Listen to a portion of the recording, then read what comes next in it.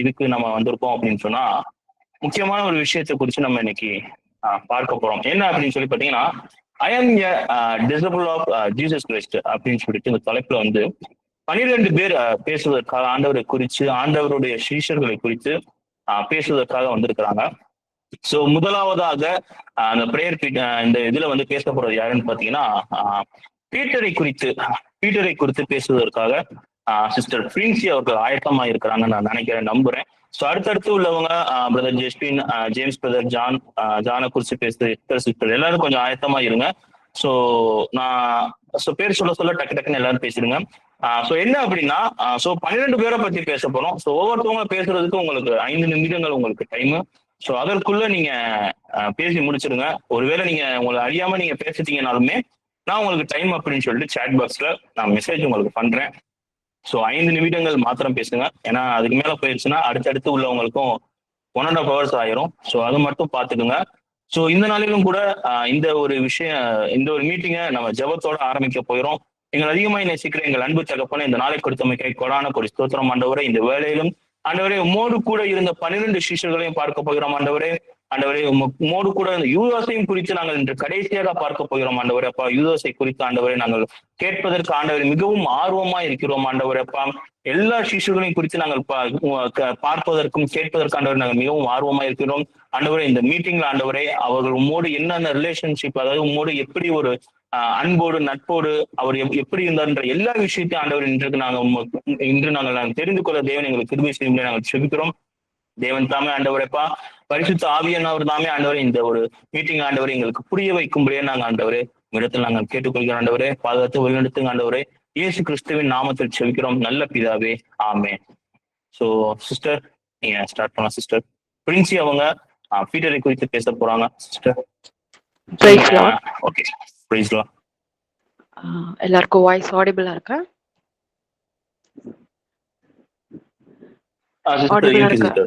Okay, thank you. ஒரே ஆண்டவரும் உலகத்தின் ஒரே ரட்சகருமாகிய இயேசுவின் நாமத்தினாலே உங்களை யாவரையும் வாழ்த்தி வரவேற்கிறேன். கர்த்தர் இந்த நாளிலே பேதுருவை குறித்து சீஷர் ஆகிய ரொம்ப ஸ்பெஷலா எல்லாருக்கும் தெரிந்த ஒரு சீஷனை குறித்து பேசுவதில் மிகவும் சந்தோஷம் அடைகிறேன். இந்த பேதுருனுடைய வாழ்க்கையை பார்த்தீங்கன்னா, ஒரு பயங்கர போல்டான ஆளு, ரொம்ப பேஷனேட்டான ஆளு, அதே மாத்திரத்துல ஒரு இம்பர்ஃபெக்டான ஆளும் கூட. இப்போ கர்த்தர் ஒரு மனுஷனை அழைக்கும் போது வெறும் போல்ட்னஸையும் பேஷனேட்டையும் அவனுக்குள்ள இருக்கிறது அவர் பார்த்தாலும், ஆண்டவருடைய அழைப்பு எப்படி இருக்குதுன்னா, ஒரு இம்பர்ஃபெக்டான ஒரு பர்சனா இருந்தாலும் சரி, கர்த்தர் அவனை அழைக்கும் பொழுது அவனை அழகாய் வடிவமைத்து அவனை அழகாய் உருவாக்குகிறதை நம்மால் பார்க்க முடியும். அதே போலதான் பேதுரு ஒரு மீன் பிடிக்கிற ஒரு மனிதனாய் காணப்படுகிறான். மீன் பிடித்து கொண்டிருக்கிற ஒரு மீனவன் பேதுரு. கர்த்தர் வழியாய் போகும்பொழுது முதலாவது பேதுருவை அழைக்கிறார். நீ என்னை பின்பற்றி வா, உன்னை நான் மனிதர்களை பிடிக்கிறவர்களாய் மாற்றுவேன் என மத்தேயு 4:18-20 வரையிலும் வசனம் சொல்லுகிறது. நாம என்ன நினைக்கிறோம்னா, ஒரு நல்ல ஒரு குவாலிஃபிகேஷன் நம்மளுக்கு தேவை தேவனுடைய அழைப்பு பெறுவதற்கு அப்படின்னு நம்ம நினைக்கிறோம். ஆனா பேதுருனுடைய வாழ்க்கையிலிருந்து நம்ம கற்றுக்கொள்வது என்னன்னா, ஒரு மீன் பிடிக்கிறவனை கொண்டு வந்து கர்த்தர் தேசத்தில் உள்ள அநேக மனிதர்களை பிடிக்கும்படியான ஒரு தலைவனாய், ஒரு அப்போஸ்தலராய் இந்த பேதுருவை மாற்றுகிறதை நம்மால் பார்க்க முடிகிறது. 2வது பாத்தீங்கன்னா பேதுருனுடைய விசுவாசம். அங்கே ஆண்டவர் அங்க ஜலத்தின் மீது, அதாவது கடலின் மீது நடக்கும் பொழுது அவனுக்கு பெரிய விசுவாசம் இல்லை. ஆனாலும் ஆண்டவர் சொல்றார் அவனை பார்த்து, நீ நடந்து வா அப்படின்னு சொன்ன உடனே தேவன் மீது வைத்த நம்பிக்கையினால அவன் என்ன பண்றான், திரும்பவும் அதிலிருந்து எழும்பி நடக்கிறான். அவன் அந்த கடலின் மீது நடந்து வருகிறதை நம்மால் பார்க்க முடிகிறது. எனக்கு அன்பான தெய்வ ஜனமே, பேதுருவை போல அழைப்பு பெற்றவர்களாய் மாத்திரம் இருப்பது பெரிய விஷயம் அல்ல. பேதுருவை போல விசுவாசம் உள்ளவர்களாய் இருப்பதும் மிக மிக அவசியமான ஒரு விஷயம். 3வது காரியம் பாத்தீங்கன்னா, பேதுருனுடைய ரெவலேஷன், அவனுடைய வெளிப்பாடு மிகவும் வித்தியாசமான ஒரு வெளிப்பாடு. ஆண்டவர் கேட்கிறார். மத்தேயு 16:15-19 நீங்க வாசித்து பாத்தீங்கன்னா தெரியும். ஆண்டவர் கேட்கிறார், என்னை யாருன்னு நீ விசுவாசிக்கிற அப்படின்னு. பல காரியங்களை அவர்கள் தெரிந்திருந்த போதிலும் பேதுரு தெளிவாய் ஒரு விஷயத்தை, பெரிய வெளிப்பாடு பெற்றவனாய் சொல்றான், யூ ஆர் த கிரைஸ்ட், நீர்தான் கிறிஸ்து என்று அவன் அந்த இடத்துல அறிந்து கொள்கிறான். அப்போ ஆண்டவர் பேதுருவை அழைக்கும் பொழுது ஒரு வெளிப்பாடோடு அவனை அழைத்திருக்கிறது, ஒரு வெளிப்பாடு பெற்ற ஒரு மனிதனாய் காணப்படுகிறான். நான்காவது பாத்தீங்கன்னா பீட்டர்ஸ் ஃபெயிலியர், அதாவது பேதுருனுடைய அவனுடைய ஃபெயிலியரை நம்ம பார்க்க முடியும். ஆண்டவர் அந்த இடத்துல கேட்கிறாரு, நீ வந்து என்ன மூணு தடவை என்ன பண்ணிருவ, என்ன மறுதளிச்சிருவ அப்படின்னு சொல்லிட்டு சொல்றாரு. அங்க பேதுரு சொல்றாரு, இல்ல நான் என்ன ஆனாலும் என்ன பண்ண மாட்டேன், நான் வந்து உங்களை மறுதளிக்க மாட்டேன். நம்மளுடைய வாழ்க்கையில அப்படிதான் நிறைய நேரத்துல ஆண்டவரே இனி அந்த பாவத்தை செய்யவே மாட்டேன், இனி அந்த காரியத்தை பண்ணவே மாட்டேன் அப்படின்னு சொல்லிட்டு என்ன பண்ணுவோம், நம்மளும் நிறைய நேரத்துல சொல்லுகிறது உண்டு. ஆனாலும் பேதுரு என்ன பண்ணிட்டாரு அந்த இடத்துல, அங்க அவர் ஃபெயிலியரை காண்கிறார், அவர் ஆண்டவரை மறுதளிச்சிட்டார். ஆனாலும் ஒரு பெரிய விஷயம் என்ன தெரியுமா, அந்த இடத்துல அவன் தேவனை மறுதளித்தாலும் ஆண்டவர் அவன் மீது வைத்த அழைப்பையும் மாற்றவில்லை, அவன் மீது வைத்த கிருபையும் மாற்றவில்லை, அவனுக்குள்ள வைத்த வெளிப்பாடையும் மாற்றவில்லை. எனக்கு அன்பான தேவ பிள்ளைகளே, இன்னைக்கு நம்முடைய வாழ்க்கையிலே நாம் அழைப்பு பெற்றவர்களாய், அபிஷேகம் பெற்றவர்களாய், பலவிதமான காரியங்களை நாம் இழந்திருந்தாலும் சரி, ஒரு நாளும் கர்த்தர் என்ன பண்ண மாட்டாரு, அழைப்பை மாற்றவே மாட்டார். திரும்பவும் ஐந்தாவது காரியம் பாத்தீங்கன்னா பீட்டர்ஸ் ரெஸ்டோரேஷன். அவன் ஃபெயிலியரை கண்ட உடனே ஆண்டவர் அவனை அப்படியே விட்டுல, உடனே என்ன பண்றாரு, மீண்டும் அவனை ரெஸ்டோர் பண்றாரு. எப்படின்னா யோவான் 21ஆம் அதிகாரம் 15 to 17 நீங்க வாசிச்சு பாத்தீங்கன்னா தெரியும். அந்த இடத்துல சொல்றாரு, பேதுரு நீ இன்னும் என்ன நேசிக்கிறாயா அப்படின்னு கேட்கிறாரு. உடனே பேதுரு சொல்றாரு, ஆமா ஆண்டவரே நான் உங்களை நேசிக்கிறேன். இதுல இருந்து என்ன தெரிகிறது, அவனுடைய அன்பு ஒரு இடத்துல என்ன பண்றது, முறிக்கப்படுகிறது. அவனுடைய அழைப்பு முறிந்து போகிற மாதிரி ஒரு சூழ்நிலை வரும் பொழுது ஆண்டவர் திரும்பவும் அவனுடைய அன்பையும் அவன் மீது அழைப்பையும் அவன் மீது வைத்த அபிஷேகத்தையும் கர்த்தர் மீண்டும் உயிர்ப்பித்து திரும்பவும் அவன் மீது அந்த நேசத்தை வைத்து அவனை புதுப்பிக்கிறார். ஆறாவது பாத்தீங்கன்னா பீட்டர்ஸ் போல்ட்னஸ், அவனுடைய தைரியம், அவனுடைய உற்சாகத்தை நம்ம பார்க்க முடியும். எங்க பார்க்க முடியும்னா அப்போஸ்தலர் 2ஆம் அதிகாரம் 14-41 வரலும் நம்ம வாசிச்சோம்னா, பரிசுத்த ஆவியானவர் பெந்தெகோஸ்தே நாளிலே அவர் ஊற்றப்படும் பொழுது, ஊற்றப்பட்ட பிற்பாடு அவ்வளவு நேரம் பயந்து ஒளிந்து நடுங்கிக் கொண்டிருந்த பேதுரு உடனடியாக எழுந்து கர்த்தரை பிரசங்கிக்க ஆரம்பிக்கிறான். பரிசுத்த ஆவியானவரை பெற்ற உடனே அவனுக்குள்ள ஒரு பெரிய தைரியம் உண்டாக்குறது. பேதுருனுடைய இந்த 6 ஒரு சீசன் மாதிரி 6 காலங்கள் பேதுருனுடைய இதுல இருந்து நாம என்ன கற்றுக்கொள்ளுகிறோம்னா, பேதுரு வந்து ஒரு ஆர்டினரி பர்சன் தான். என்ன, பேதுரு வந்து ஒரு சாதாரண மனுஷன். மீன் பிடிக்கிறவனுக்கு என்ன பெருசா தெரியும் என்ன? நான் ஒருவேளை நீங்க சொல்லலாம், நான் பாஸ்ட் பிள்ளைலாம் இல்ல சிஸ்டர், நான் பாஸ்ட் குடும்பத்துல எல்லாம் நான் வளரல, ஆனா எனக்கு இதை பத்தி எதுவும் தெரியல. ஆனா கர்த்தர் இன்றைக்கு உங்களுக்கு வாக்கு கொடுக்குற, என்ன வாக்கு தெரியுமா, நீ ஆர்டினரியான ஒரு பர்சன் தான், ஆனா நான் உன்னை கொண்டு நான் எக்ஸ்ட்ராடினரியான ஒரு காரியத்தை நான் செய்ய போறேன். நீ ஒரு சாதாரண மனுஷிதான், நீ சாதாரண மனுஷன்தான், ஆனா கர்த்தர் நான் உன்னை ஒரு அசாதாரணமான காரியத்தை செய்யும்படியா நான் உன்னை அழைத்திருக்கிறேன். ரெண்டாவது, பேதுருனுடைய வாழ்க்கையில நாம அறிந்து கொள்வது என்னன்னா, failure is not a final in Christ. அதாவது ஃபெயிலியர் தான் வந்து கிறிஸ்துவுக்குள்ள கடைசி, அவ்வளவுதான். ஒரு வாட்டி நீ பாவம் செஞ்சுட்டேன்னா அதுக்கப்புறம் உன்னால திரும்ப மீண்டு வர முடியாது. ஒரு வாட்டி நீ துரோகம் பண்ணிட்டேன்னா திரும்ப மீண்டு வர முடியாது அப்படின்ற ஒரு இதுவே கிடையாது. கர்த்தர் மீண்டும் மீண்டும் மீண்டும் ஒரு மனிதனை விழுந்தாலும் அவனை தூக்கி விடுகிறார். வசனம் சொல்லுகிறது, சத்துருவே நான் விழுந்தேன் என்று சந்தோஷப்படாதே, என்ன பண்ணுவேன், நானு விழுந்தாலும் நான் என்ன பண்ணுவேன், எழுந்திருப்பேன். கர்த்தர் எனக்கு எப்படி இருக்கிறாரா, வெளிச்சமா இருக்கிறார். அப்போ ஒரு மனுஷன் விழுந்துட்டா அவனுடைய வாழ்க்கையில எல்லாம் முடிந்து போனது இல்லை. ஆனா மறுபடியும் கர்த்தர் பேதுருவை எழுப்பி, இது ஃபெயிலியர் வந்து என்ன கிடையாது, ஒரு பெரிய ஃபைனல் விஷயம் கிடையாது, அதுதான் லாஸ்ட் கிடையாது, நான் உன்னை என்ன பண்ணுவேன், மறுபடியும் நான் உயிர்ப்பிப்பேன்னு சொல்றார். அது மாத்திரமல்ல, பேதுருவை கர்த்தர் என்ன பண்றாரு, ரெஸ்டோர் பண்றாரு, அவனை எக்யூப் பண்றாரு, அவனை திரும்பவும் தேசத்துக்குள்ள அவனை அனுப்பி கர்த்தர் அவனுக்கு கொடுத்த அந்த தரிசனத்தை நிறைவேற்றுகிறார். இதை கேட்டுக்கொண்டிருக்கிற எனக்கு அன்பான வாலிப பிள்ளைகளை, கர்த்தர் இந்த நாளில் உங்க கூட பேசுகிறது அதுதான். பேதுருவை போல நீங்க ஒரு சாதாரண மனுஷனா இருந்தாலும் சரி, எப்பேற்பட்ட சூழலில் இருந்தாலும் சரி, நீங்கள் தாழ்த்தப்பட்ட நிலைமையில இருந்தாலும் சரி, பேதுரு வந்து கர்த்தர் அழைத்து அவனை அலங்கரித்து அவனை ஆசீர்வதித்து, அவன் இடறி விழுந்தாலும் சரி, கர்த்தர் என்ன பண்றாரு, அவனை திரும்பவும் தூக்கி எடுக்கிறார். அவன் ஒரு மீன் பிடிக்கிறவனை கொண்டு தேசத்தை அநேக ஜனங்களை பிடிக்கிறவர்களாய் கர்த்தர் அவனை மாற்றினார். அப்போ பேதுருவை போல நாம் என்ன பண்ணணும், விசுவாசத்தோடு கிறிஸ்துவின் வெளிப்பாடை பெற்றுக்கொண்டு கிறிஸ்துவின் மீது நம்பிக்கையோடு எத்தனை முறை விழுந்தாலும் கர்த்தருடைய பாதத்தை நாம் பிடித்து நிற்போமானால், பேதுருவை எப்படி கர்த்தர் ஒரு அப்போஸ்தலனாய் நிறுத்தி நிறுத்தினாரோ அதே போல கர்த்தர் நம்ம என்ன பண்ணுவாரு, ஒரு அப்போஸ்தலர்களாய் சீஷர்களாய் ஆண்டவர்கிட்ட கேட்கணும், ஆண்டவரே பேதுருவை போல நான் இருந்தாலும் மீண்டும் என்ன பண்ணுங்க, என்னை தூக்கி நிறுத்தி, நான் ஒரு சாதாரண மனுஷன் ஆண்டவரே, சாதாரண குடும்பத்திலிருந்து வரவன், நானு ஒரு சாதாரண குடும்பத்தை சேர்ந்தவன், என் மீது அழைப்பை வைத்து அபிஷேகத்தை வைத்து என் மீது உம்முடைய ஒரு ஒரு பெரிதான ஒரு திட்டத்தை வைத்து மீண்டும் என்னை கட்டி எழுப்புங்கன்னு கேட்கும்பொழுது கர்த்தர் பேதுருவை போல நம்மையும் மாற்றுகிற தேவனா இருக்கிறார். ஒரு முறை நம்ம இடறினா பரவாயில்ல, கர்த்தர் மீண்டும் நம்ம என்ன பண்ணுவாரு, கட்டி எழுப்புகிற தேவனா. அப்படிதான் பேதுரு விழுந்தான், ஆனாலும் கர்த்தர் என்ன பண்ணாரு, அவனை உயர்த்தி அவனை ஆசீர்வதித்தார். 3000 5000 என பல அதிசயங்களும் அற்புதங்களும் செய்யும்படியாய் கர்த்தர் அவனுடைய வாழ்க்கையை மாற்றினார். எதை விசுவாசிக்கிற உங்களுடைய வாழ்க்கையிலும் பேதுருவை போல கர்த்தர் உங்களை மாற்றி உங்களை ஆசீர்வதிப்பாராக. கர்த்தர் தாமே இந்த வார்த்தைகளை உங்களுக்கு ஆசீர்வதிப்பாராக. ஆமென், ஆமென், ஆமென், ஆமென், ஆமென். கர்த்தர் இந்த பீட்டரை குறித்து சிஸ்டர் அவங்க அருமையா சொல்லியிருந்தாங்க. மாத்திரம் இல்லாம மீகா 7:8 இந்த வசனம் ஒரு சொல்லியிருந்தாங்க, என் சத்துருவே அப்படின்னு சொல்லிட்டு. அது ஒரு அழகான ஒரு வசனம் இருக்கு. கர்த்தர் எனக்கு வெளிச்சமா இருப்பாருன்னு சொல்லிட்டு மீகா 7:8 எனக்கு ரொம்ப ஒரு பிடிச்ச வசனம். ரொம்ப அருமையா இருக்கும். நீங்க எந்த டைம்ல உங்களுக்கு உங்களுடைய லைஃப்ல ஒரு டிசர்வா உங்களுக்கு ஒரு அழகான ஏதோ ஒரு ப்ராப்ளம் சொல்லிட்டு ஃபீல் பண்ற எல்லா டைம்ல இந்த வசனத்தை படிங்க.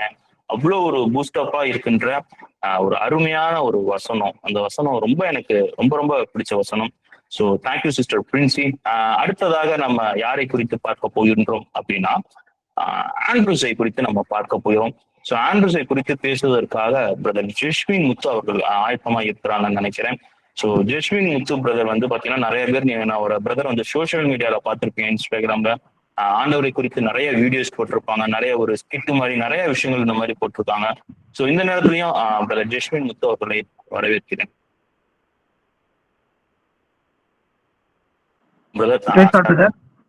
என்னோட ஆடியோபிளா இருக்குங்களா?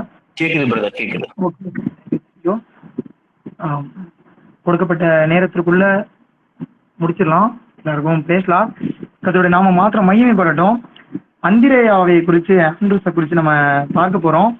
நம்மளுடைய இந்த 12 சீச்சர்கள் குறித்து ஒவ்வொரு குறிச்சும் தனித்தனியா நம்ம பார்க்கும் பொழுது உண்மையாவே ரொம்ப டிஃப்ரெண்டா இருக்கு. இதை மாதிரி நான் வேற யாரும் எடுத்து பார்த்தது இல்லை. ஒரு டீச்சரை குறித்து மாத்திரம் நம்ம ஆழமா தேடி பார்க்கும் பொழுது அநேக விஷயங்களை நம்மளே கற்றுக்கொள்றதா காணப்பட்டது. ஆனாலும் அநேக புத்தகத்துல இருந்து நம்ம நெட் மூலமா பார்த்திருந்தாலும் வேதத்தின் அடிப்படையில நமக்கு இன்றைக்கு நமக்கு என்ன தேவையோ அதை மாத்திரம் நாம கொடுக்கப்பட்ட நேரத்திற்குள்ள பேசலாம் அப்படின்னு சொல்லி நினைக்கிறேன்.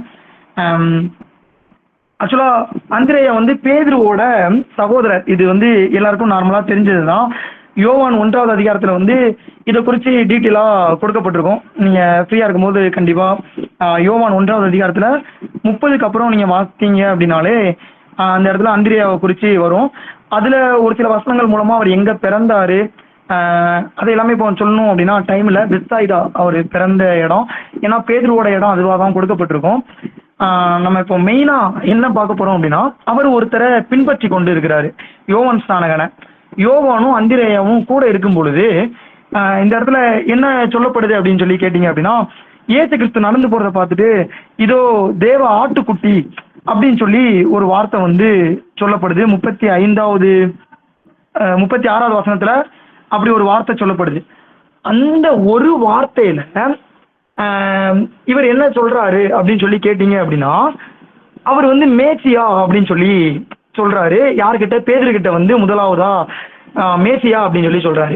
இந்த இடத்துல நான் என்ன பார்க்கிறேன் அப்படின்னு சொல்லி கேட்டீங்கன்னா, முதலாவது நம்ம யாரை பின்பற்றுறோமோ, இன்னைக்கு நம்மளுக்கு சபையில நம்ம கையில பைபிள் இருக்கு, நமக்கு சபையில இருந்து பைபிளை போதிக்கிறதுக்கு போதகர்கள் இருக்காங்க, பாஸ்டர்ஸ் இருக்கிறாங்க, இந்த மாதிரி நிறைய ப்ரேயர் டீம்ஸ் அதுல நம்மளை லீட் பண்றவங்க இந்த மாதிரி இருக்கிறாங்க. ஃபர்ஸ்ட் அவங்க சொன்ன வார்த்தைய விசுவாசிக்கிறோம், நம்புறோம். அதாவது அங்க நடந்து போறாரு யாரோ ஒரு மனுஷங்க, அவரை ஏன் நான் ஆட்டுக்குட்டின்னு விசுவாசிக்கணும், அவரை ஏன் நான் ஆட்டுக்குட்டின்னு நம்பணும், இதோ தேவ ஆட்டுக்குட்டி அப்படின்னு சொன்ன உடனே இவர் அவர் தான் மேசியா அப்படின்னு சொல்லி நம்ம மேசியாவை கண்டோம் அப்படின்னு சொல்லி போய் சொல்றாரு. இதுல தேவ ஆட்டுக்குட்டி அப்படின்னா மேசியா தான் அப்படின்னு தெரியணும்னா முதலாவது இந்த வேதத்தை பத்தி நமக்கு தெரிஞ்சிருந்தா மாத்திரம்தான். இன்னைக்கு நம்ம ஒரு சபையில ஒரு பிரசங்கத்தை கேட்கிறோம்னு வச்சுக்கோங்களேன், அதுல ஒரு வார்த்தை ஊமையா சொல்லப்பட்டிருக்கும். அந்த வார்த்தை ஊமையா சொல்லப்பட்டா இது இதுக்காக தான் இது சொல்லப்பட்டதுன்னு நமக்கு தெரியணும் அப்படின்னா நமக்கு வேதத்தை குறித்து தெரிஞ்சிருக்கணும். ஏசாயா எரேமியா தீர்க்கதரிசிகளால சொல்லப்பட்ட வார்த்தைகள் இவருக்கு தெரிஞ்சிருந்த ஒரே காரணத்தினாலதான், அந்திரேயாக்கு தெரிஞ்சிருந்த ஒரே காரணத்தினால மாத்திரம்தான் அவர் தேவ ஆட்டுக்குட்டின்னு சொன்ன அந்த வார்த்தைய இவர் நம்பினது மாத்திரம் அல்லாம தன்னோட சகோதரன் கிட்ட வந்து சொல்லும் பொழுது என்ன சொல்றாரு அப்படின்னு சொல்லி கேட்டீங்கன்னா, இவர் தான் மேசியான்னு சொல்றாரு. அவருடைய அற்புதங்களை பார்த்ததுக்கு அப்புறம், அதிசயங்களை பார்த்ததுக்கு அப்புறம் என்னைய நீங்க யாரு அப்படின்னு சொல்லி கேட்கும் பொழுது, பேதுரு நீங்க வந்து கிறிஸ்து தான், நீங்க தான் மேசியா அப்படின்னு சொல்றது ஆண்டவர் தான் உனக்கு வெளிப்படுத்தி இருக்கிறாரு அப்படின்னு சொல்லி இயேசு கிறிஸ்து வந்து சொல்லுவாங்க. இந்த உரையாடல் நம்ம மத்தேயு மார்க்கு இந்த அதிகாரங்கள் எல்லாம் பார்ப்போம். ஆனா அங்க மேசியான்னு அவர் குறிப்பிடப்படுறதுக்கு முன்னாடியே இந்த இடத்துல மேசியா அப்படின்னு சொல்லிடுறாரு. ஏன்னா நமக்காக ஒரு ஆட்டுக்குட்டி வந்து அடிக்கப்பட போறாரு, அவர் வந்து பரிசுத்தமான ரத்தத்தை சிந்த போறாரு அப்படின்னு சொல்லி கொடுக்கப்பட்டவர் அவர் தான் மேசியா அப்படின்னு சொல்லி சொல்லப்படுது. அந்த மேசியா வர்றதுக்காக தான் காத்துட்டு இருக்காங்க. யோவான் ஸ்நானன் ஒரு மிகப்பெரிய தீர்க்கதரிசியா, அதாவது இயேசு கிறிஸ்து வர்றதுக்கு முன்னாடி வந்து வனாந்தரத்தை பேசிக்கிட்டு இருக்கிறாரு. அவரை பின்பற்றுகிற சீசரா இருந்த ஒரே காரணத்தினால அவர் சொல்றது அப்படி நம்புறாரு. அப்போ ஆட்டுக்குட்டினா மேசியா. அப்போ இன்னைக்கு நம்ம ஃபர்ஸ்ட் பைபிளை பத்தி நல்லா தெரிஞ்சிருக்கிறோமா? ஒரு வார்த்தை ஒண்ணு சொன்னாங்க அப்படின்னா அந்த வார்த்தை இதை தான் குறிக்குதுன்னு நம்மளால உடனே யூகிக்க முடியுமா? இந்த பைபிளை பத்தி வார்த்தைகள் வசனங்கள் ஒண்ணுமே தெரியாம நம்மளால எதுவுமே நிச்சயமா பண்ண முடியாது. பைபிளை நம்ம எந்த அளவுக்கு அதிகமா வார்த்தைகளையும் வசனங்களையும் தியானிக்கிறோமோ, வாசிக்கிறது மாத்திரம் அல்ல, வாசிக்கிறது வேஸ்ட். கடமைக்கு இன்னைக்கு காலைல நான் ஒன்று வாசித்தேன், ஈவினிங் ஒன்று வாசித்தேன், இல்லவே இல்லை. வாசிக்கிறதுல இருந்து நான் என்ன இன்னைக்கு கற்றுக்கொண்டேன், நான் இன்னைக்கு என்ன தெரிஞ்சுக்கொண்டேன், நான் எப்படி தியானிச்சிருக்கிறேன் அப்படின்னா தான் தேவ ஆட்டுக்குட்டி அப்படின்னா மேசியா அப்படின்னு சொல்லி நமக்கு தெரியும். அந்த இடத்துல அந்திரேயாவை நம்ம இப்படி பார்க்கிறோம். அதுக்கப்புறம் முதலாவது அழைக்கப்பட்ட சீசனாவே அவரை தான் பார்க்கிறோம். யோவான் கூட இருந்திருந்தாலும் இந்த இடத்துல யோவானுடைய நேம் மென்ஷன் பண்ணப்பட்டிருக்கவே செய்யாது. ஸோ அந்த இடத்துல முதலாவது அந்திரேயா தான் வந்து பேதுருவை திரும்ப அழைக்கிறாங்க. ஸோ அந்திரேயா தான் முதலாவது அழைக்கப்பட்ட ஒரு சீசனாக நம்ம பார்க்குறோம். பேதுருக்கிட்ட எப்படி நீங்கள் வந்து வலையை விட்டுட்டு வாங்க, நான் வந்து உங்களை மனுஷனை பிடிக்கிறவங்களா மாத்திரன்னு சொல்லும் போது அந்த இடத்துல அந்திரேயாவும் சகோதரனும் கூட தான் இருந்திருப்பாங்க. ஸோ நம்ம இன்னைக்கு என்ன ஒரு வேலை சொன்னாலுமே, வேலை செய்து கொண்டிருந்தாலும், அதாவது அவர் நமக்காக ஒரு திட்டத்தை சொல்லிட்டாங்களா, அப்போ நம்ம என்ன பண்ணிக்கிட்டு இருந்தாலும் அதை ஃபர்ஸ்ட் நம்ம உடனே அதை நம்ம ரிலீவ் பண்ணிட்டு அவ்வளோதான். அதுல இருந்து நம்ம மொத்தமாக விடுபட்டுட்டு அவரோட சத்தத்திற்கு மாத்திரம் செவி கொடுத்து வர்றதுக்கு ரொம்ப ரெடியா இருக்கணும். ரொம்ப ரெடியா இருக்கணும். இன்னைக்கு ஆண்டவர் என்னை கூப்பிட்டாலும் நான் போறதுக்கு ரெடியா இருக்கேன். அவர் பல விதங்கள்ல பேசி கொண்டு தான் இருப்பாங்க, அவர் பல விதங்கள்ல கூப்பிட்டு கொண்டு தான் இருக்காங்க. ஆனா நம்ம காதுகள்ல இன்னைக்கு அவருடைய சத்தம் நமக்கு விழுதா அப்படின்றதுதான் இங்க ரொம்ப மெயின். அவருடைய சத்தம் நம்மளுடைய காதுகள்ல கேட்கப்படணும். கேட்டா மாத்திரம்தான் அவர் கூப்பிடுறது தெரியும், நம்மளால விட்டுட்டு போக முடியும். உடனே வலைகளை விட்டுட்டு அவர் கூட வந்தாங்க அப்படின்னு சொல்லி வசனம் கொடுக்கப்பட்டிருக்கும்.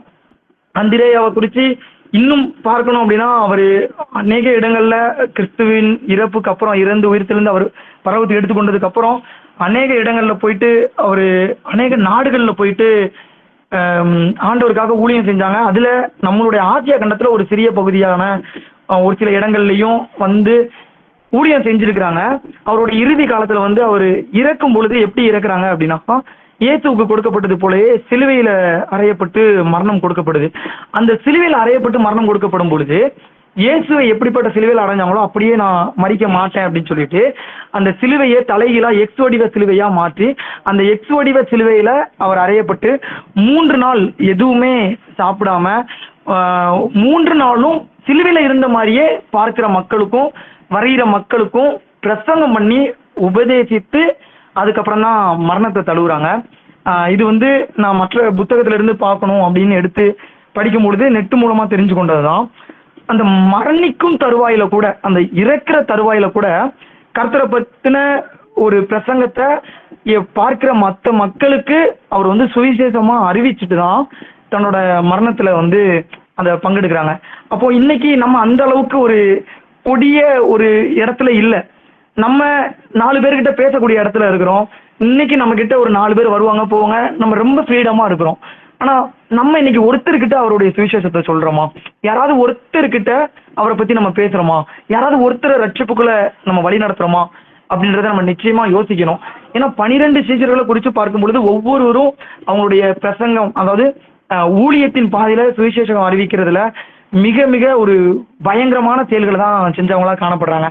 நான் அந்திரேயாவை குறித்து பார்க்கலாம் அப்படின்னு பார்க்கும்பொழுது அநேகரை குறிச்சும் பார்த்தேன், அதனால சொல்றேன். ஸோ இன்னைக்கு நம்ம வாழ்க்கையில எப்படி இருக்கிறோம்?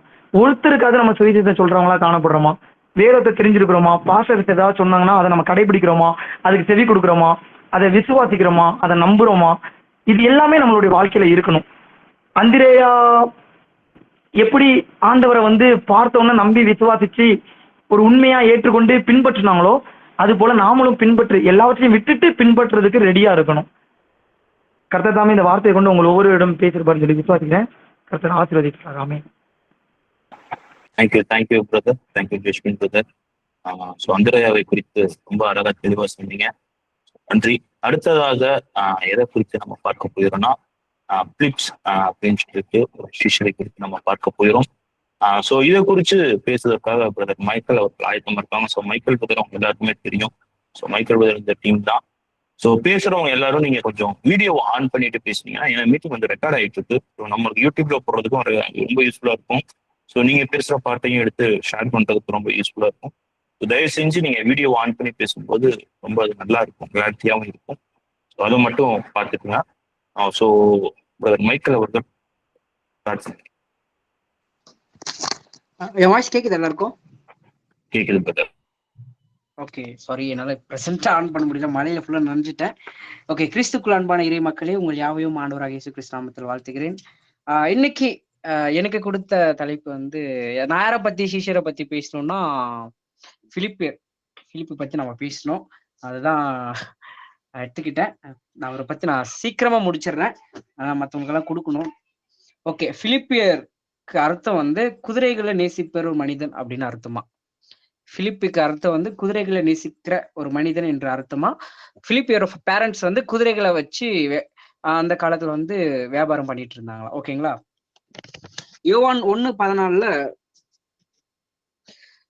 1:14 பெட்சாய்தா என்ற ஊர்ல அவரு வாழ்ந்தாரு என்று அப்படி அதுல குறிப்பிடும்.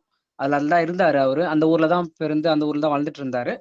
அதுக்கப்புறம் பிலிப்பிற்கு 2 சிஸ்டர்ஸ் இருக்காங்க, லேயாள் மரியான் அப்படின்னு ஒரு சிஸ்டர்ஸ் 2 பேர் இருக்காங்க. லேயாள் மரியான் அப்படின்னு ஒரு சிஸ்டர் இருக்காங்க. 2 பேருக்கும் மேரேஜ் ஆயிடுச்சு. 2 பேருக்குமே ஆளுக்கு 2 குழந்தைகள் இருக்காங்க.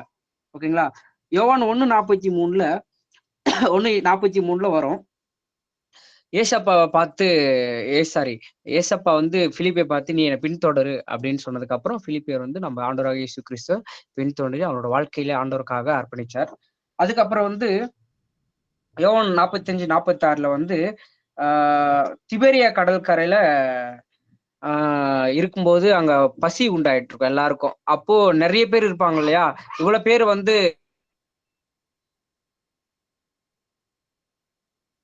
நிறைய பேர் இருக்கிறதுனால அந்த 5 அப்பம் 5 இது இருக்குல்ல, அது வந்து யாருக்கும் சரி போவாதுன்னு ஃபர்ஸ்ட் ஏசப்பா வந்து பிலிப்பி கிட்ட தான் கேட்பாங்க. ஏன்னா பிலிப்பியர் மட்டும்தான் ஃபுட் இன்சார்ஜா இருந்தாரு, ஃபுட் அட்மினிஸ்ட்ரேஷன் இன்சார்ஜா இருந்தாரு. ஓகேங்களா. அந்த ஏசப்பா கூட இருக்கும்போது அவர் வந்து இது எல்லாமே பார்த்துக்கிட்டார். ஓகேங்களா. அதுக்கப்புறம் வந்து நிறைய விஷயங்களை வந்து பாஸ்கா நடக்கும்போது அந்த கிராமத்துக்கு போகும்போது நிறைய கூட்டங்கள், நிறைய மக்கள் வந்து ஏசப்பா கிட்ட நெருங்கி வரும்போது பிலிப்பியர் கிட்ட வந்து கேட்பாங்க, ஏசப்பாவை நாங்க பார்க்கணும், கொஞ்சம் வழி விடுங்க அப்படின்னு சொல்லிட்டு இவர் அந்திரேயா கிட்ட போயிட்டு ஏசப்பா கிட்ட சொல்லுவாங்க. இவங்க 2 பேரும் கலந்து போய் பேசுவாங்க. அதுக்கப்புறம் வந்து அந்திரேயா கிட்ட வந்து பிலிப்பு சொல்லுவாரு, நாங்க மெஸ்ஸியா கண்டோம் அப்படின்னு சொல்லிட்டு. ரொம்ப ரொம்ப இம்பார்ட்டன்ட் பார்ட்டா ஏசப்பாக்குள்ள அவரோட டிராவல்லையும் பிலிப்பு ரொம்ப இருந்திருக்கிறார்.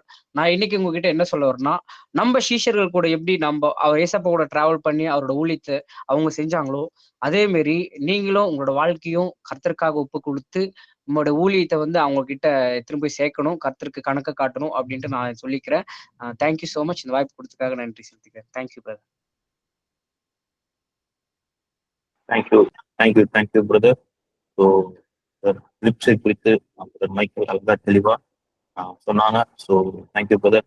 ஸோ அடுத்ததாக பிரதர் மெல்வின் விக்டர் பிரதர் ரெடியா இருக்கிறீங்களா? அன்வைட் பண்ணி பேச முடியுமா? மெல்வின் விக்டர் பிரதர் இல்ல அடுத்ததாக பேசுறீங்களா? ப்ரோ 2 மினிட்ஸ் வெயிட் பண்ணுவீங்களா?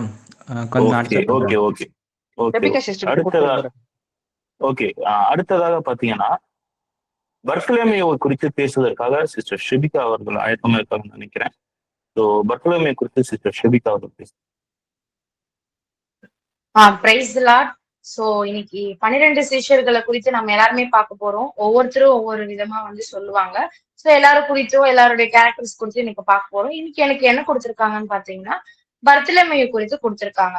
சோ பர்த்தலமேயு பாத்தீங்கன்னா ஆண்டவரோட கூட இருக்கிற ஒரு சீஷரை அவர் என்ன பண்ணிருக்காரு அவரோட வாழ்க்கையில, ஆண்டவருக்காக என்னெல்லாம் செஞ்சிருக்காரு, அவர் வந்து ஆண்டவரோட உயிர்த்தெழுதலுக்கு பிறகு என்னென்ன விஷயம் எல்லாம் வந்து செஞ்சிருக்காரு, அது மட்டும் இல்லாம அவர் வந்து எப்படி வந்து ரத்த சாட்சியா மறிச்சாரு அப்படின்றது குறித்தான் இன்னைக்கு நான் உங்களுக்கு சொல்ல போறேன்.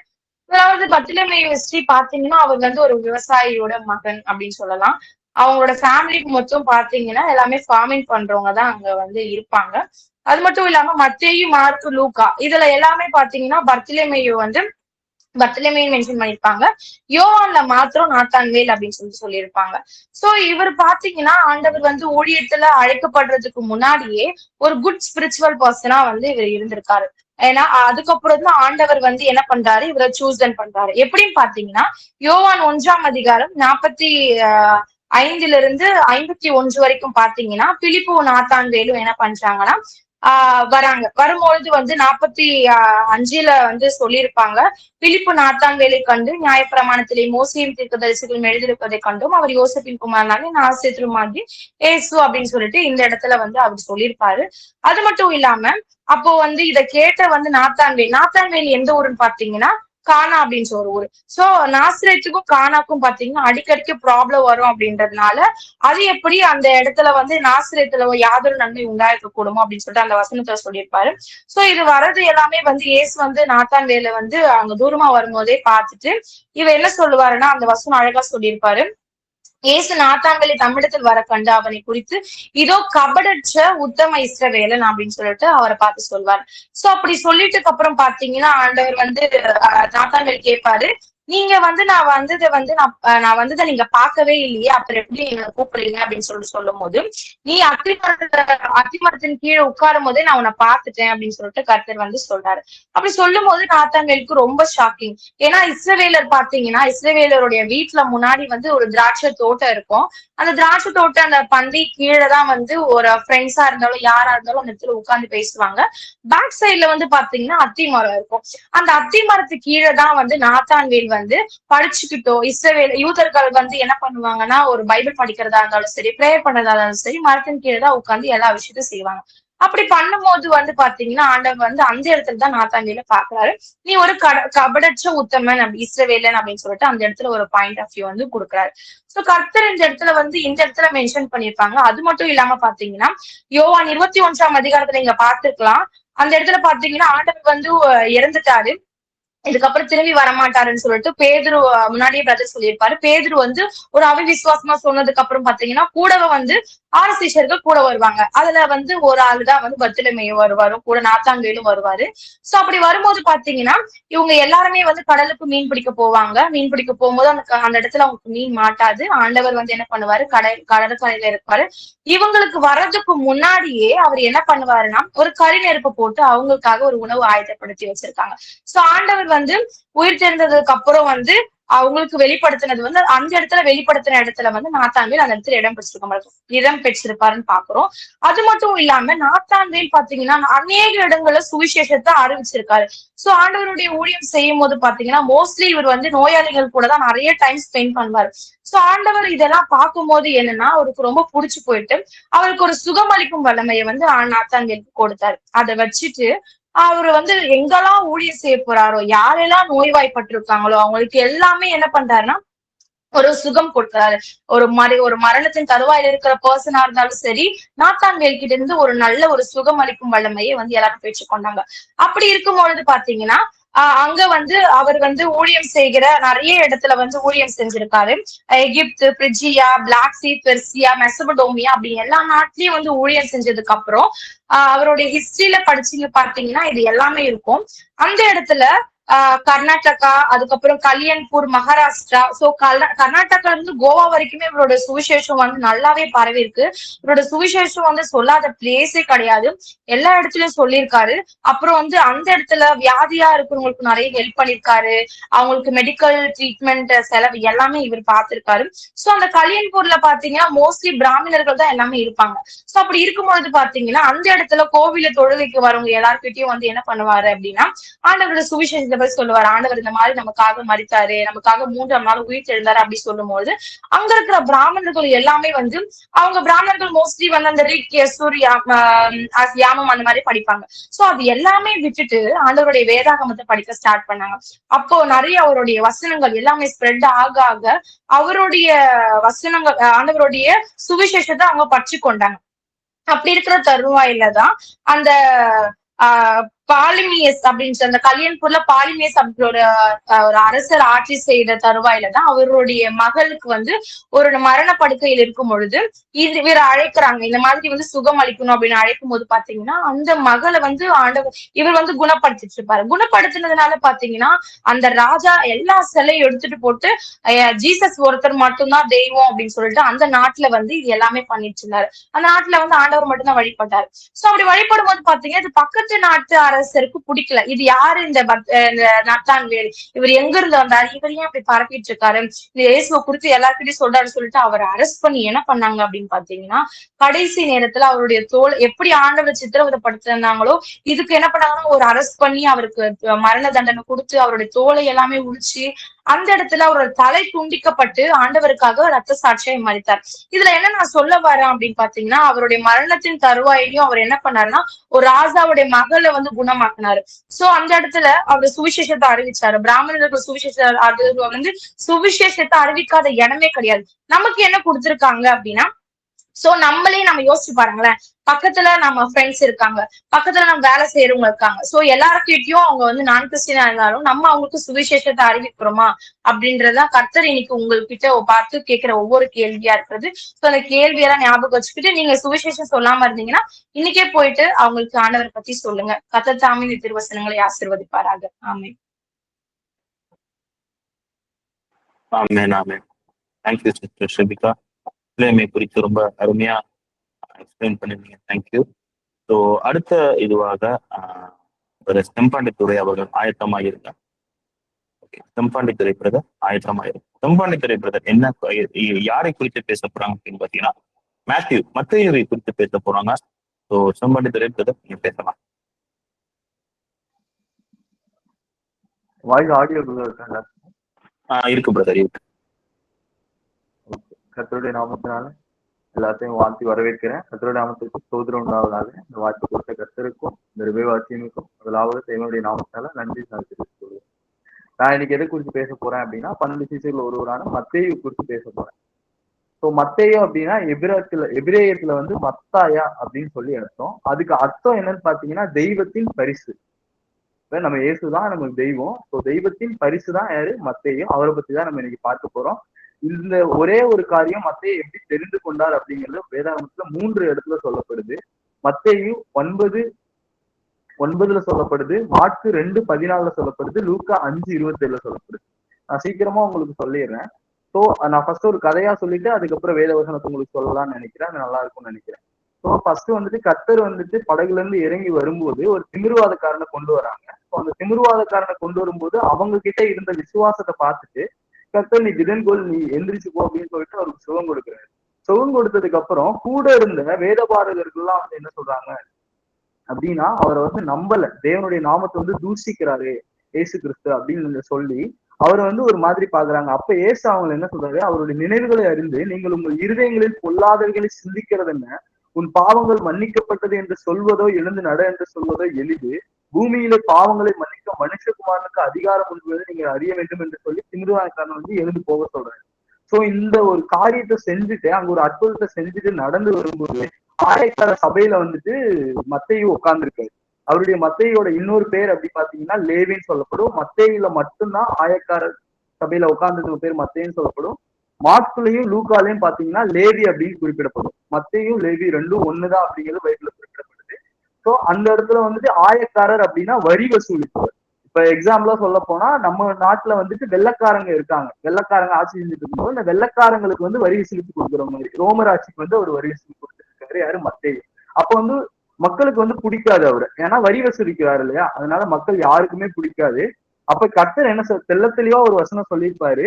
மத்தேயு 9:9 சொல்லியிருப்பாரு, இயேசு அவ்விடம் விட்டு புறப்பட்டு போகையில் ஆயத்துறையில் உட்கார்ந்திருந்த மத்தேயு என்னும் ஒரு மனுஷனை கண்டு, மத்தேயு என்ற மனுஷனை கண்டு அடுத்து தெளிவா கவனிச்சுக்கங்க, எனக்கு பின் சென்று வா அப்படின்னு சொல்லியிருப்பாரு. என் பின்னாடி வான்னு சொல்லியிருக்க மாட்டாரு, எனக்கு பின் சென்று வா. ஏன்னு கேட்டா அந்த இடத்துல அவர் எப்படி யோசிச்சிருக்காரு, எப்படி அவரை பின் சென்றுனா போய் வா, அது எப்படி பின் சென்று வர முடியும்? அப்ப தேவனுக்கு முன்னக்கூட்டியே அறிந்திருக்காரு இந்த மாதிரி மத்தேயு ஒரு பாவமான வேலையை செஞ்சுட்டு இருக்காரு, அதனால வந்து மக்களுக்கு அவரை பிடிக்காது அப்படிங்கிறது தேவனுக்கு தெள்ள தெளிவா தெரியும். சோ அதனால என் பின் சென்ற அப்படிங்கும் போது அவர் வந்து அவர் பாதுகாத்துக்கிறாரு. முன்னாடி நான் போறேன், என் பின்னாடி நீ இருந்துக்கோ, என் செட்டைகளுக்குள்ள அவனை மரத்துக்குள்ள இந்த மாதிரி பாதுகாத்து அவரை கூட்டிட்டு போறாரு. அவர் சொன்ன மாத்திரத்துல அவர் நல்ல ஒரு பொசிஷன்ல இருக்காரு. நீங்க நம்ம சொல்ல போனா கூட இருந்த யூதாஸ் காரியத்தை வந்து வெறும் 30 காசுக்காரரை ஏசப்பாவை காட்டி கொடுத்தான். அப்ப அவர் வந்து சம்பளத்துல நல்ல ஒரு வரி வசூலிக்கிற ஒரு நல்ல ஒரு தொழில தான் இருக்காரு. அப்பயும் அவர் சொன்னனால, அவர் சொன்னதுல கூட இருந்த வேத பாரகர்கள் எல்லாமே இயேசுவை பத்தி ஒரு சந்தேகிக்கக்கூடிய இதுல விசுவாசமா எழுந்து அடுத்த செகண்டே அவர் பின்னாடி போயிடுறாரு. யாரு, இயேசுப்பா பின்னாடி போயிடுறாரு. அது போனதுக்கு அப்புறம் அது பின்னாடி படிச்சு பாத்தீங்கன்னா தெரியும், வேதத்துல தெள்ள தெளிவா குறிப்பிட்டு இருக்கோம், பாவிகளோடையும் வந்துட்டு ஆயக்காரோடையும் ஒரு போஜன பந்தி நடந்துட்டு இருக்கும். அப்ப கூட வந்துட்டு கேட்பாங்க, அவங்க யாரு கேட்பாங்கன்னா பரிசேயர் வந்து அவனுடைய சீசர் இடத்துல கேட்பாங்க, உங்க போதகர் என்ன ஆயக்காரோடும் பாவிகளோடும் போஜனம் பெறுகிறது என்ன என்று கேட்பாங்க. இயேசு அதை கேட்டு அப்ப தேவன் வந்து பயங்கரமா ஒரு வார்த்தை சொல்லியிருப்பாரு, பிணியாளிகளுக்கு தான் மருத்துவர் தேவை, சோ பாவிகளுக்கு தான் நான் தேவை, பாவிகளை ரட்சிக்கதான் இந்த பூமிக்கு வந்தேன் அப்படின்னு வசனத்தினால தெள்ள தெளிவா அருமையா குறிப்பிட்டு இருப்பாரு. சோ இதுல இருந்து என்ன தெரியுதுன்னா, கர்த்தர் அந்த இடத்துல நிறைய விஷயம், அதாவது கர்த்தர் அந்த இடத்துல அதிசயம் பண்ணிட்டு வர்றாரு. வந்த உடனே ஆயக்காரர் மத்தேயை பாக்குறாரு, மத்தேயை பார்த்து பாவியான ஒருத்தனை தன் சீசனா தெரிந்து கொள்றது அப்படிங்கிறதே ஒரு பெரிய விஷயம். கர்த்தர் எங்க தேர்ந்தெடுக்கிறாரு, பாவியை தான் தேர்ந்தெடுக்கிறாரு. நீங்களும் நானும் நினைச்சிட்டு இருக்கலாம் நம்ம பாவம் பண்ணிக்கிட்டு இருக்கோம் அப்படி இப்படின்னு, கர்த்தர் நம்மளதான் தேர்ந்தெடுக்கிறாரு. சோ அவர் சொன்ன உடனே அவர் கீழ்ப்படிஞ்சு பின்னாடியே போறாரு. யாரு, மத்தேயு. இயேசுவை பத்தி தெரியாது, அவருக்கு முன்னாடி எதுவும் தெரியாது, பட் அவரு வந்துட்டு கூட, அதாவது இயேசுவை பத்தி தெரிஞ்சவங்களே வந்து வேதபாரகர் சதுசேயர் பரிசேயர் எல்லாருமே தெரிஞ்சவங்களே அவங்களை சந்தேகப்படும் போது ஒருத்தர் வந்து நம்பிக்கையோட விசுவாசமா தேவனோட கூட போறாரு. அவர் கூட வந்துட்டு இயேசுப்பா கூட வந்து 3 வருஷம் தான் இருந்திருப்பாரு மத்தேயு. அதுக்கப்புறம் வந்துட்டு மத்தேயு அப்படின்ற ஒரு புத்தகத்தை எழுதி அவர் வந்து யூதர்களுக்கே வந்து இயேசுவை பத்தி அறிவிச்சிருப்பாரு. இந்த மத்தேயு என்ற புத்தகம் பாத்தீங்கன்னா தெள்ள தெளிவா அதிகமா தேவனுடைய ராஜ்யத்தை பத்தி தான் பேச போறோம். சோ கடைசியா வந்துட்டு எல்லாமே பண்ணிட்டு இயேசு அந்த மத்தேயு கடைசியில ஒண்ணு சொல்லியிருப்பாரு, மத்தேயு 28:19-20, ஆகையால் நீங்கள் புறப்பட்டு போய் சகல ஜாதிகளையும் சீசராக்கி. சோ சகல ஜாதினா நீங்க நம்மளை பார்த்துதான் சொல்றாரு, நீங்க எல்லாரும் கிளம்பி போய் சகல ஜாதிகளையும் சீசர் ஆக்குங்க அப்படின்னு சொல்றாரு. சீசர்னா தேவனோடு கூட இருக்கிற பிள்ளைகள் ஆக்குங்க, பிதா குமாரன் பரிசுத்த ஆவியின் நாமத்திலே அவர்களுக்கு ஞானஸ்தானம் கொடுங்க. யாரு, நம்மளால இல்ல, நம்ம சுயத்தால் இல்ல, பிதா குமாரின் பரிசுத்த ஆவியின் நாமத்தினாலே அவர்களுக்கு ஞானஸ்தானம் கொடுங்க. நான் உங்களுக்கு கட்டளையிட்ட யாவையும் அவர்கள் கை கொள்ளும்படி அவர்களுக்கு உபதேசம் பண்ணுங்க. ஏசப்பா நமக்கு என்னென்ன கட்டளை எடுத்து நமக்கு என்னென்ன சொல்லி கொடுத்திருக்கிறாரு, எதன் மூலியமா, வேத வசனத்தின் மூலியமா நமக்கு என்னென்ன கட்டளையிட்டு சொல்லி கொடுத்திருக்காரோ அதெல்லாம் நம்ம அவங்களுக்கு சொல்லி கொடுக்கணும், உபதேசம் பண்ணணும். இதோ உலகத்தின் முடிவு பரியந்தமும் சகல நாட்களிலும் நான் உங்களுடனே இருக்கிறேன் என்று ஏசப்பா இன்னைக்கு உங்களையும் என்னையும் பார்த்து சொல்றாரு. நம்ம நினைச்சிட்டு இருக்கலாம் நம்ம பாவி, நம்ம ஏசப்பா நம்பல, நம்ம விசுவாசம் இல்ல அப்படின்னு சொல்லி நினைச்சிட்டு இருக்கலாம். ஆனா தேவன் உங்களையும் என்னையும் பார்த்துதான் சொல்றாரு, உலகத்தின் முடிவு பரியந்தமும் நான் உன்னோடு கூட தான் இருக்க போறேன். இங்க 4 விஷயத்த நான் தெள்ள தெளிவா குறிச்சு முடிக்க ஆசைப்படுறேன். கருணை, ஏசப்பா வந்து பாவிகள் மேலதான் கருணை காட்டுறாரு. அடுத்து பின்னாடி அழுத்த உடனே அவர் பதில் கொடுக்குறாரு. யாரு, மத்தேயு வந்து அழுத்த உடனே பதில் கொடுக்குறாரு. அதுக்கு அடுத்ததா வரும்போது அவரை பத்தி சுவிசேஷம் எழுதி யூதர்களுக்கே அறிவிக்கிறாரு. யூத ஜனம் தான் இயேசு கிறிஸ்து, அவர்களுக்கே அறிவிக்கிறாரு. இன்னொன்னா பரிசுத்தம், பழைய வாழ்க்கையில இருந்து திரும்பி பரிசுத்தமான ஒரு வாழ்க்கைக்குள்ள வராரு. யாரு, மத்தேயு. இந்த 4 விஷயத்த தெளிவா சொல்றேன். அதுக்கப்புறம் மத்தேயு வந்துட்டு மேசியா அப்படிங்கிறதெல்லாம் மத்தேயுல வந்து தெளிவா குறிப்பிடப்படுது. சோ இந்த வார்த்தை எல்லாருக்கும் புரிஞ்சிருக்குன்னு நான் விசுவாசிக்கிறேன். இந்த வாய்ப்பை கொடுத்த தேவனுக்கும் இந்த ரிவைவ் டீமுக்கும் மீண்டுமா நன்றி தெரிவிச்சு நான் முடிச்சுக்கிறேன். தேங்க்யூ செம்பண்டி துரை பிரதர். மத்தேயுவை குறித்து ரொம்ப தெளிவா எளிமையாக புரியும்படி சொன்னது நன்றி. ஸோ அடுத்தபடியாக ஜேம்ஸை குறித்து பேசுவதற்காக பிரதர் மெல்வின் விக்டர் அவர்கள் ஆயத்தமா இருக்கிறாங்க. ஸோ பிரதர் மெல்வின் விக்டர் பேசலாம். Praise Lord. ஹல்லேலூயா. ஓகே. என் வாய்ஸ் எல்லாருக்கும் கேட்கணும் நம்புறேன். ஆடிபிளா இருக்கா பிரதர்? இருக்கும் brother. Okay okay okay okay. So என்னோட வீடியோ மட்டும் ஆன் பண்ணிக்க முடியாது, கொஞ்சம் அதுக்காக தவிர்க்கவும். பட் இந்த நேரத்தில் நம்ம ஜேம்ஸ் அவரை பற்றி, அப்போஸ்தலனாகிய ஜேம்ஸ் இவர் என்ன பண்ணியிருக்காரு, இவரோட வாழ்க்கையில் என்னென்ன காரியங்கள் இருக்குன்றத ரொம்ப ஷார்ட் அண்ட் ஸ்வீட்டாகவும் உங்களுக்கு ரொம்ப தெளிவாகவும் அழகாக சொல்கிறதுக்கு அம்மேன் கர்த்தரோட நாமத்தில் ஜெபிச்சு அம்மேன் நன்றி சொல்லுகிறேன். வாய்ப்பு கொடுத்த அவருக்கு நன்றி செலுத்திக்கிறேன். இந்த நேரத்தில் ஜேம்ஸ் இந்த கேரக்டர் யார் அப்படின்றத நம்ம பார்த்தோன்னா, இவர் வந்து செபுதேவின் மகன் அப்படின்றது வேதத்தில் சொல்லப்பட்டிருக்கு. நம்ம இந்த யாக்கோபை பற்றி ரொம்ப அதிகமாக நம்ம கேள்விப்பட்டிருக்க மாட்டோம். ஆனால் உண்மையாக சொல்லப்போனால் இந்த யாக்கோபுடைய வாழ்க்கை சரித்திரத்தை நம்ம புரட்டி பார்க்கும்போது, அவருடைய வாழ்க்கை வந்து நம்ம நினைச்சு பார்க்கறதுக்கு மேலாக அநேக காரியங்கள்ல சிறந்தவராக காணப்படுறாரு. நம்ம பார்த்த 12 அப்போஸ்தலர்களையுமே அவங்க இந்த அப்போஸ்தலன் மாத்திரம் கொஞ்சம் சிறந்தவனாகவும் கொஞ்சம் வித்தியாசமான ஒரு ஆளாக இருக்கிறாரு. ஏன் அப்படி சொல்றேன்னா, இந்த யாக்கோபை வந்து யாருடைய சகோதரன் அப்படின்றத நம்ம பார்த்தோம்னா, அன்பின் சிஷ்யன் என்று சொல்லப்படுகிற யோவான், அப்போஸ்தலனாகிய யோவானுடைய சகோதரன் இவர்தான். இந்த 2 பேரையும் தான் வேதாகமத்துல யார் என்று சொல்லப்பட்டாங்கன்னா, இடிமுழக்கத்தின் சகோதரர்கள், பிள்ளைகள் அப்படின்றத வேதத்துல வந்து சொல்லப்பட்ட ஆட்கள் இவங்க தான். இந்த 2 பேரும். இவங்க 2 பேரோட தகப்பனார் யாருன்றத நம்ம பார்க்கும்போது, செபுதேயு அப்படின்ற வேதத்துல சொல்லப்பட்டிருக்கு. ஆமென். ஹல்லேலூயா. இவங்க 2 பேரோட வாழ்க்கையுமே வந்து ஒரு சின்ன ஸ்டோரியாவே நான் உங்களுக்கு சொல்லியே நான் வந்து இவரை பத்தி நான் உங்களுக்கு சொல்றேன்.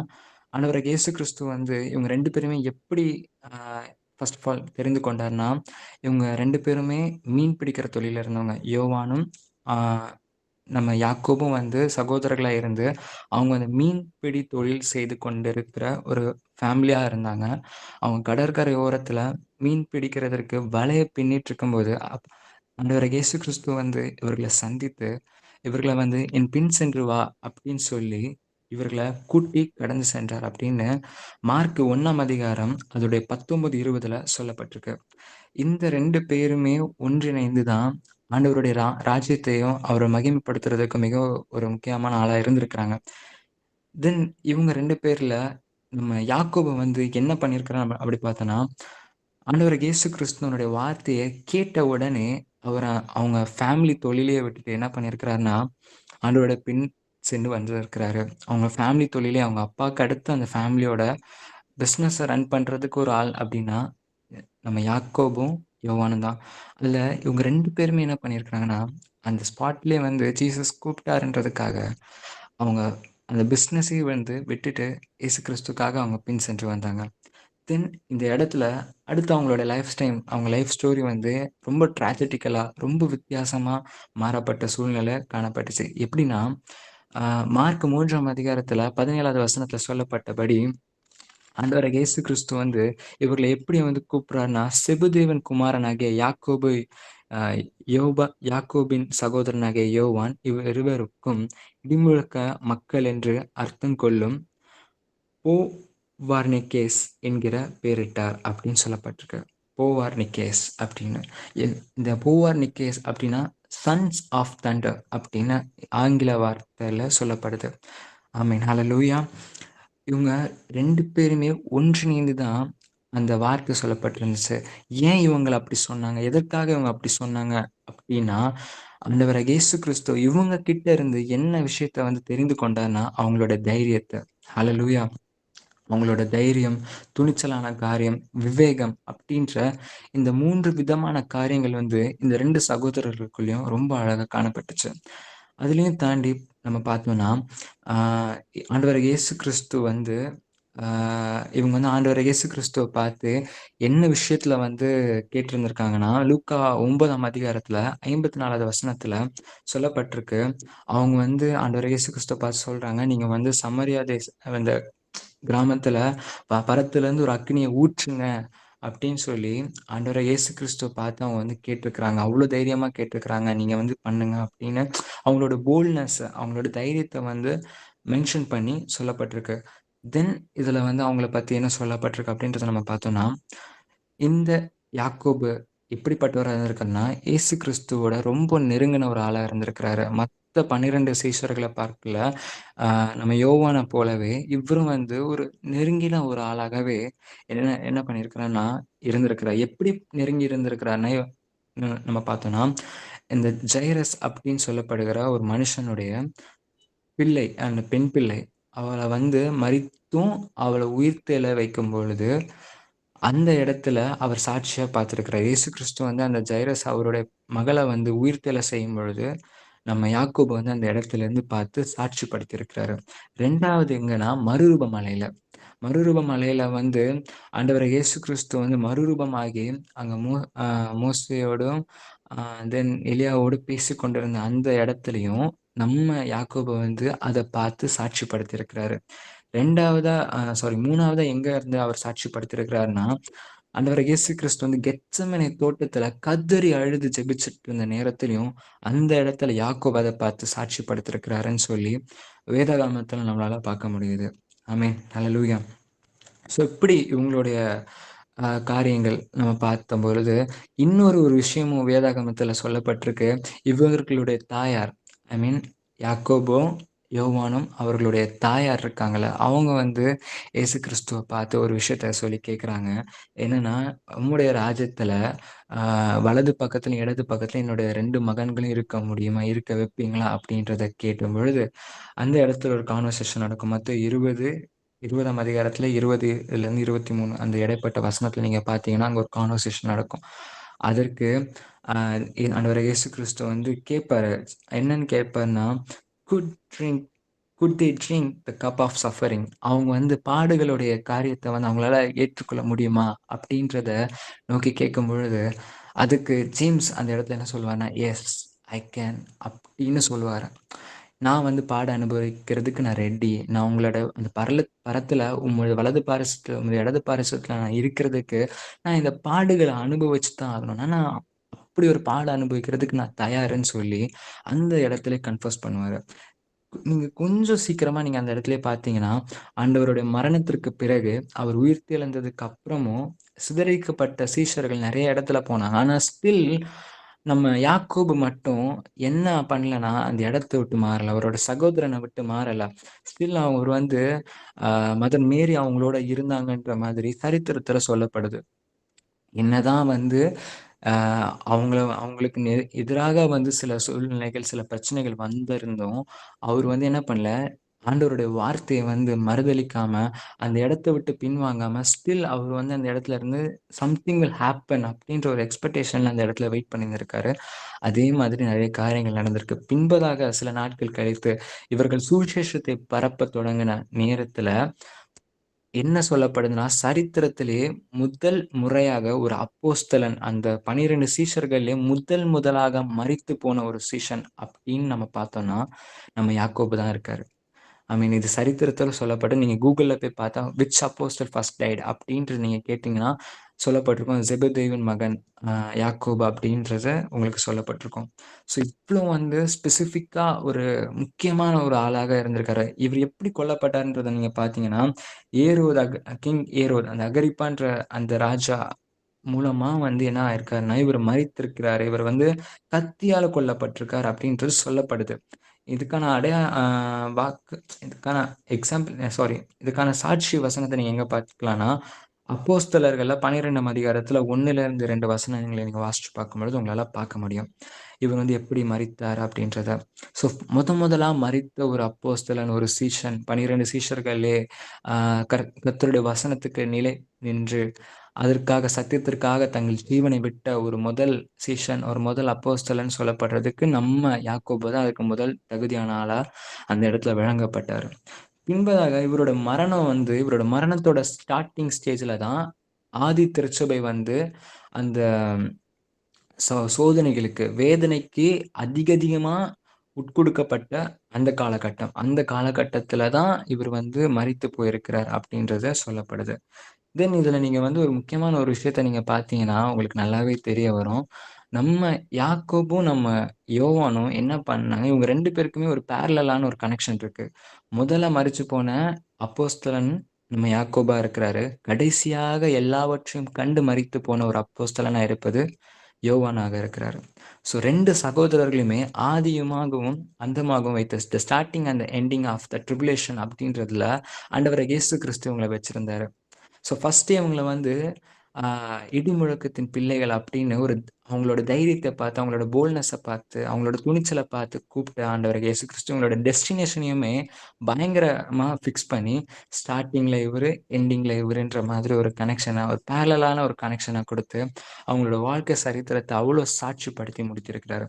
ஸோ இவங்களோட வாழ்க்கையில, இவங்களோட ஆன்மீக வாழ்க்கையில இருந்து, ஸ்பிரிச்சுவல் லைஃப்ல இருந்து நம்ம என்ன கத்துக்கிறோம் அப்படின்ற பார்த்தோம்னா, கிறிஸ்துவுக்காக நாம எந்த அளவுக்கு தைரியமாக நம்மளால நிற்க முடியும் அப்படின்றது. இன்னைக்கு இருக்கிற காலகட்டத்துல நம்ம எத்தனை பேர் நம்ம தைரியமா ஆண்டவரோட சுவிசேஷத்தை 4 பேருக்கு, பக்கத்துல இருக்கிற ஒரு 4 பேருக்கு நம்மளால சொல்ல முடியுது அப்படின்றத நம்ம யோசிக்கணுமே.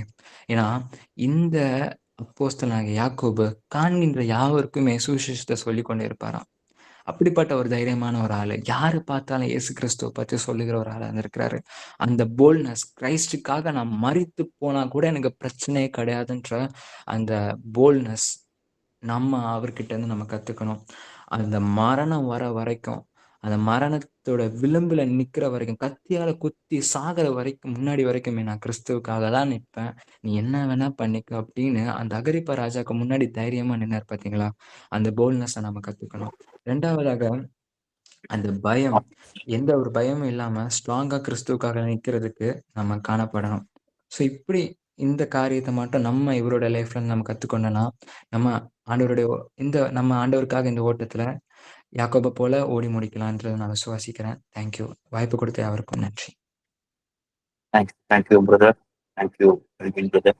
ஸோ அடுத்ததாக ஒரு முக்கியமான நபரை குறித்து ஒரு முக்கியமான நபர் பேச போறாங்க. ஸோ யாரை குறித்து பார்க்க போறோம் அப்படின்னு பாத்தீங்கன்னா, நம்ம தாமஸை குறித்து நம்ம பார்க்க போறோம். தாமஸை குறித்து பேசுவதற்காக சிஸ்டர் ஏஞ்சல் அவர்கள் ஆயத்தமா இருக்கிறாங்க. சிஸ்டர் ஏஞ்சல் பேசலாம். கர்த்தரோட நாம மாத்திரம் மகிமைப்படுவதாக. இந்த வாய்ப்பினை கொடுத்த ரிவைவல் வாரியர்ஸ் டீமுக்காகவும் கர்த்தரை நான் ஸ்தோத்தரிக்கிறேன்.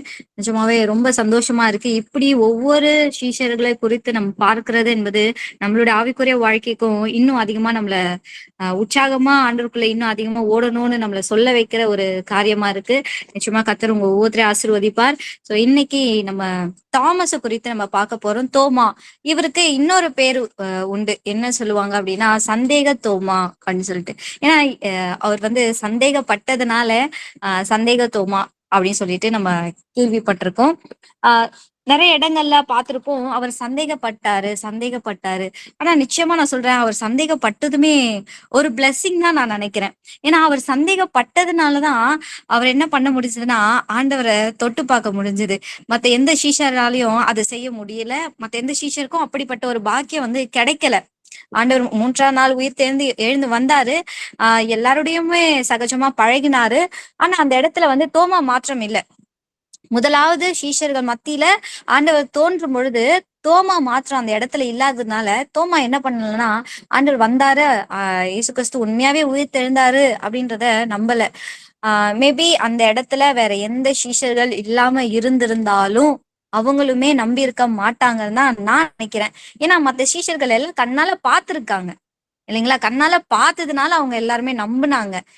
இதுவே தோமா இல்லாத இடத்துல வேற யாராவது இருந்திருந்தாலும் இதே ஒரு சம்பவம் நடந்திருக்கும். ஏன்னா மரியாள் போய் கல்லறையில பாக்குறாங்க, அந்த கல்லறை காலியா இருக்கு. தேவதூதர் வந்து சொல்றாங்க, இல்ல அவர் உயிர் தெழுந்துட்டாரு அப்படின்னு போய் சொல்லும் பொழுது எல்லா சீஷர்கிட்டயும் அவங்க ஓடி போய் சொல்லுவாங்க, இந்த மாதிரி ஆண்டவர் உயிர் தெழுந்துட்டாரு, கல்லறை காலியா இருக்கு, கல்லறை இல்ல, அவருடைய சரீரம் அங்க இல்ல அப்படின்னு சொல்லும் பொழுது பேதுரு என்ன பண்ணுவாருன்னா உள்ள போய் செக் பண்ணுவாரு.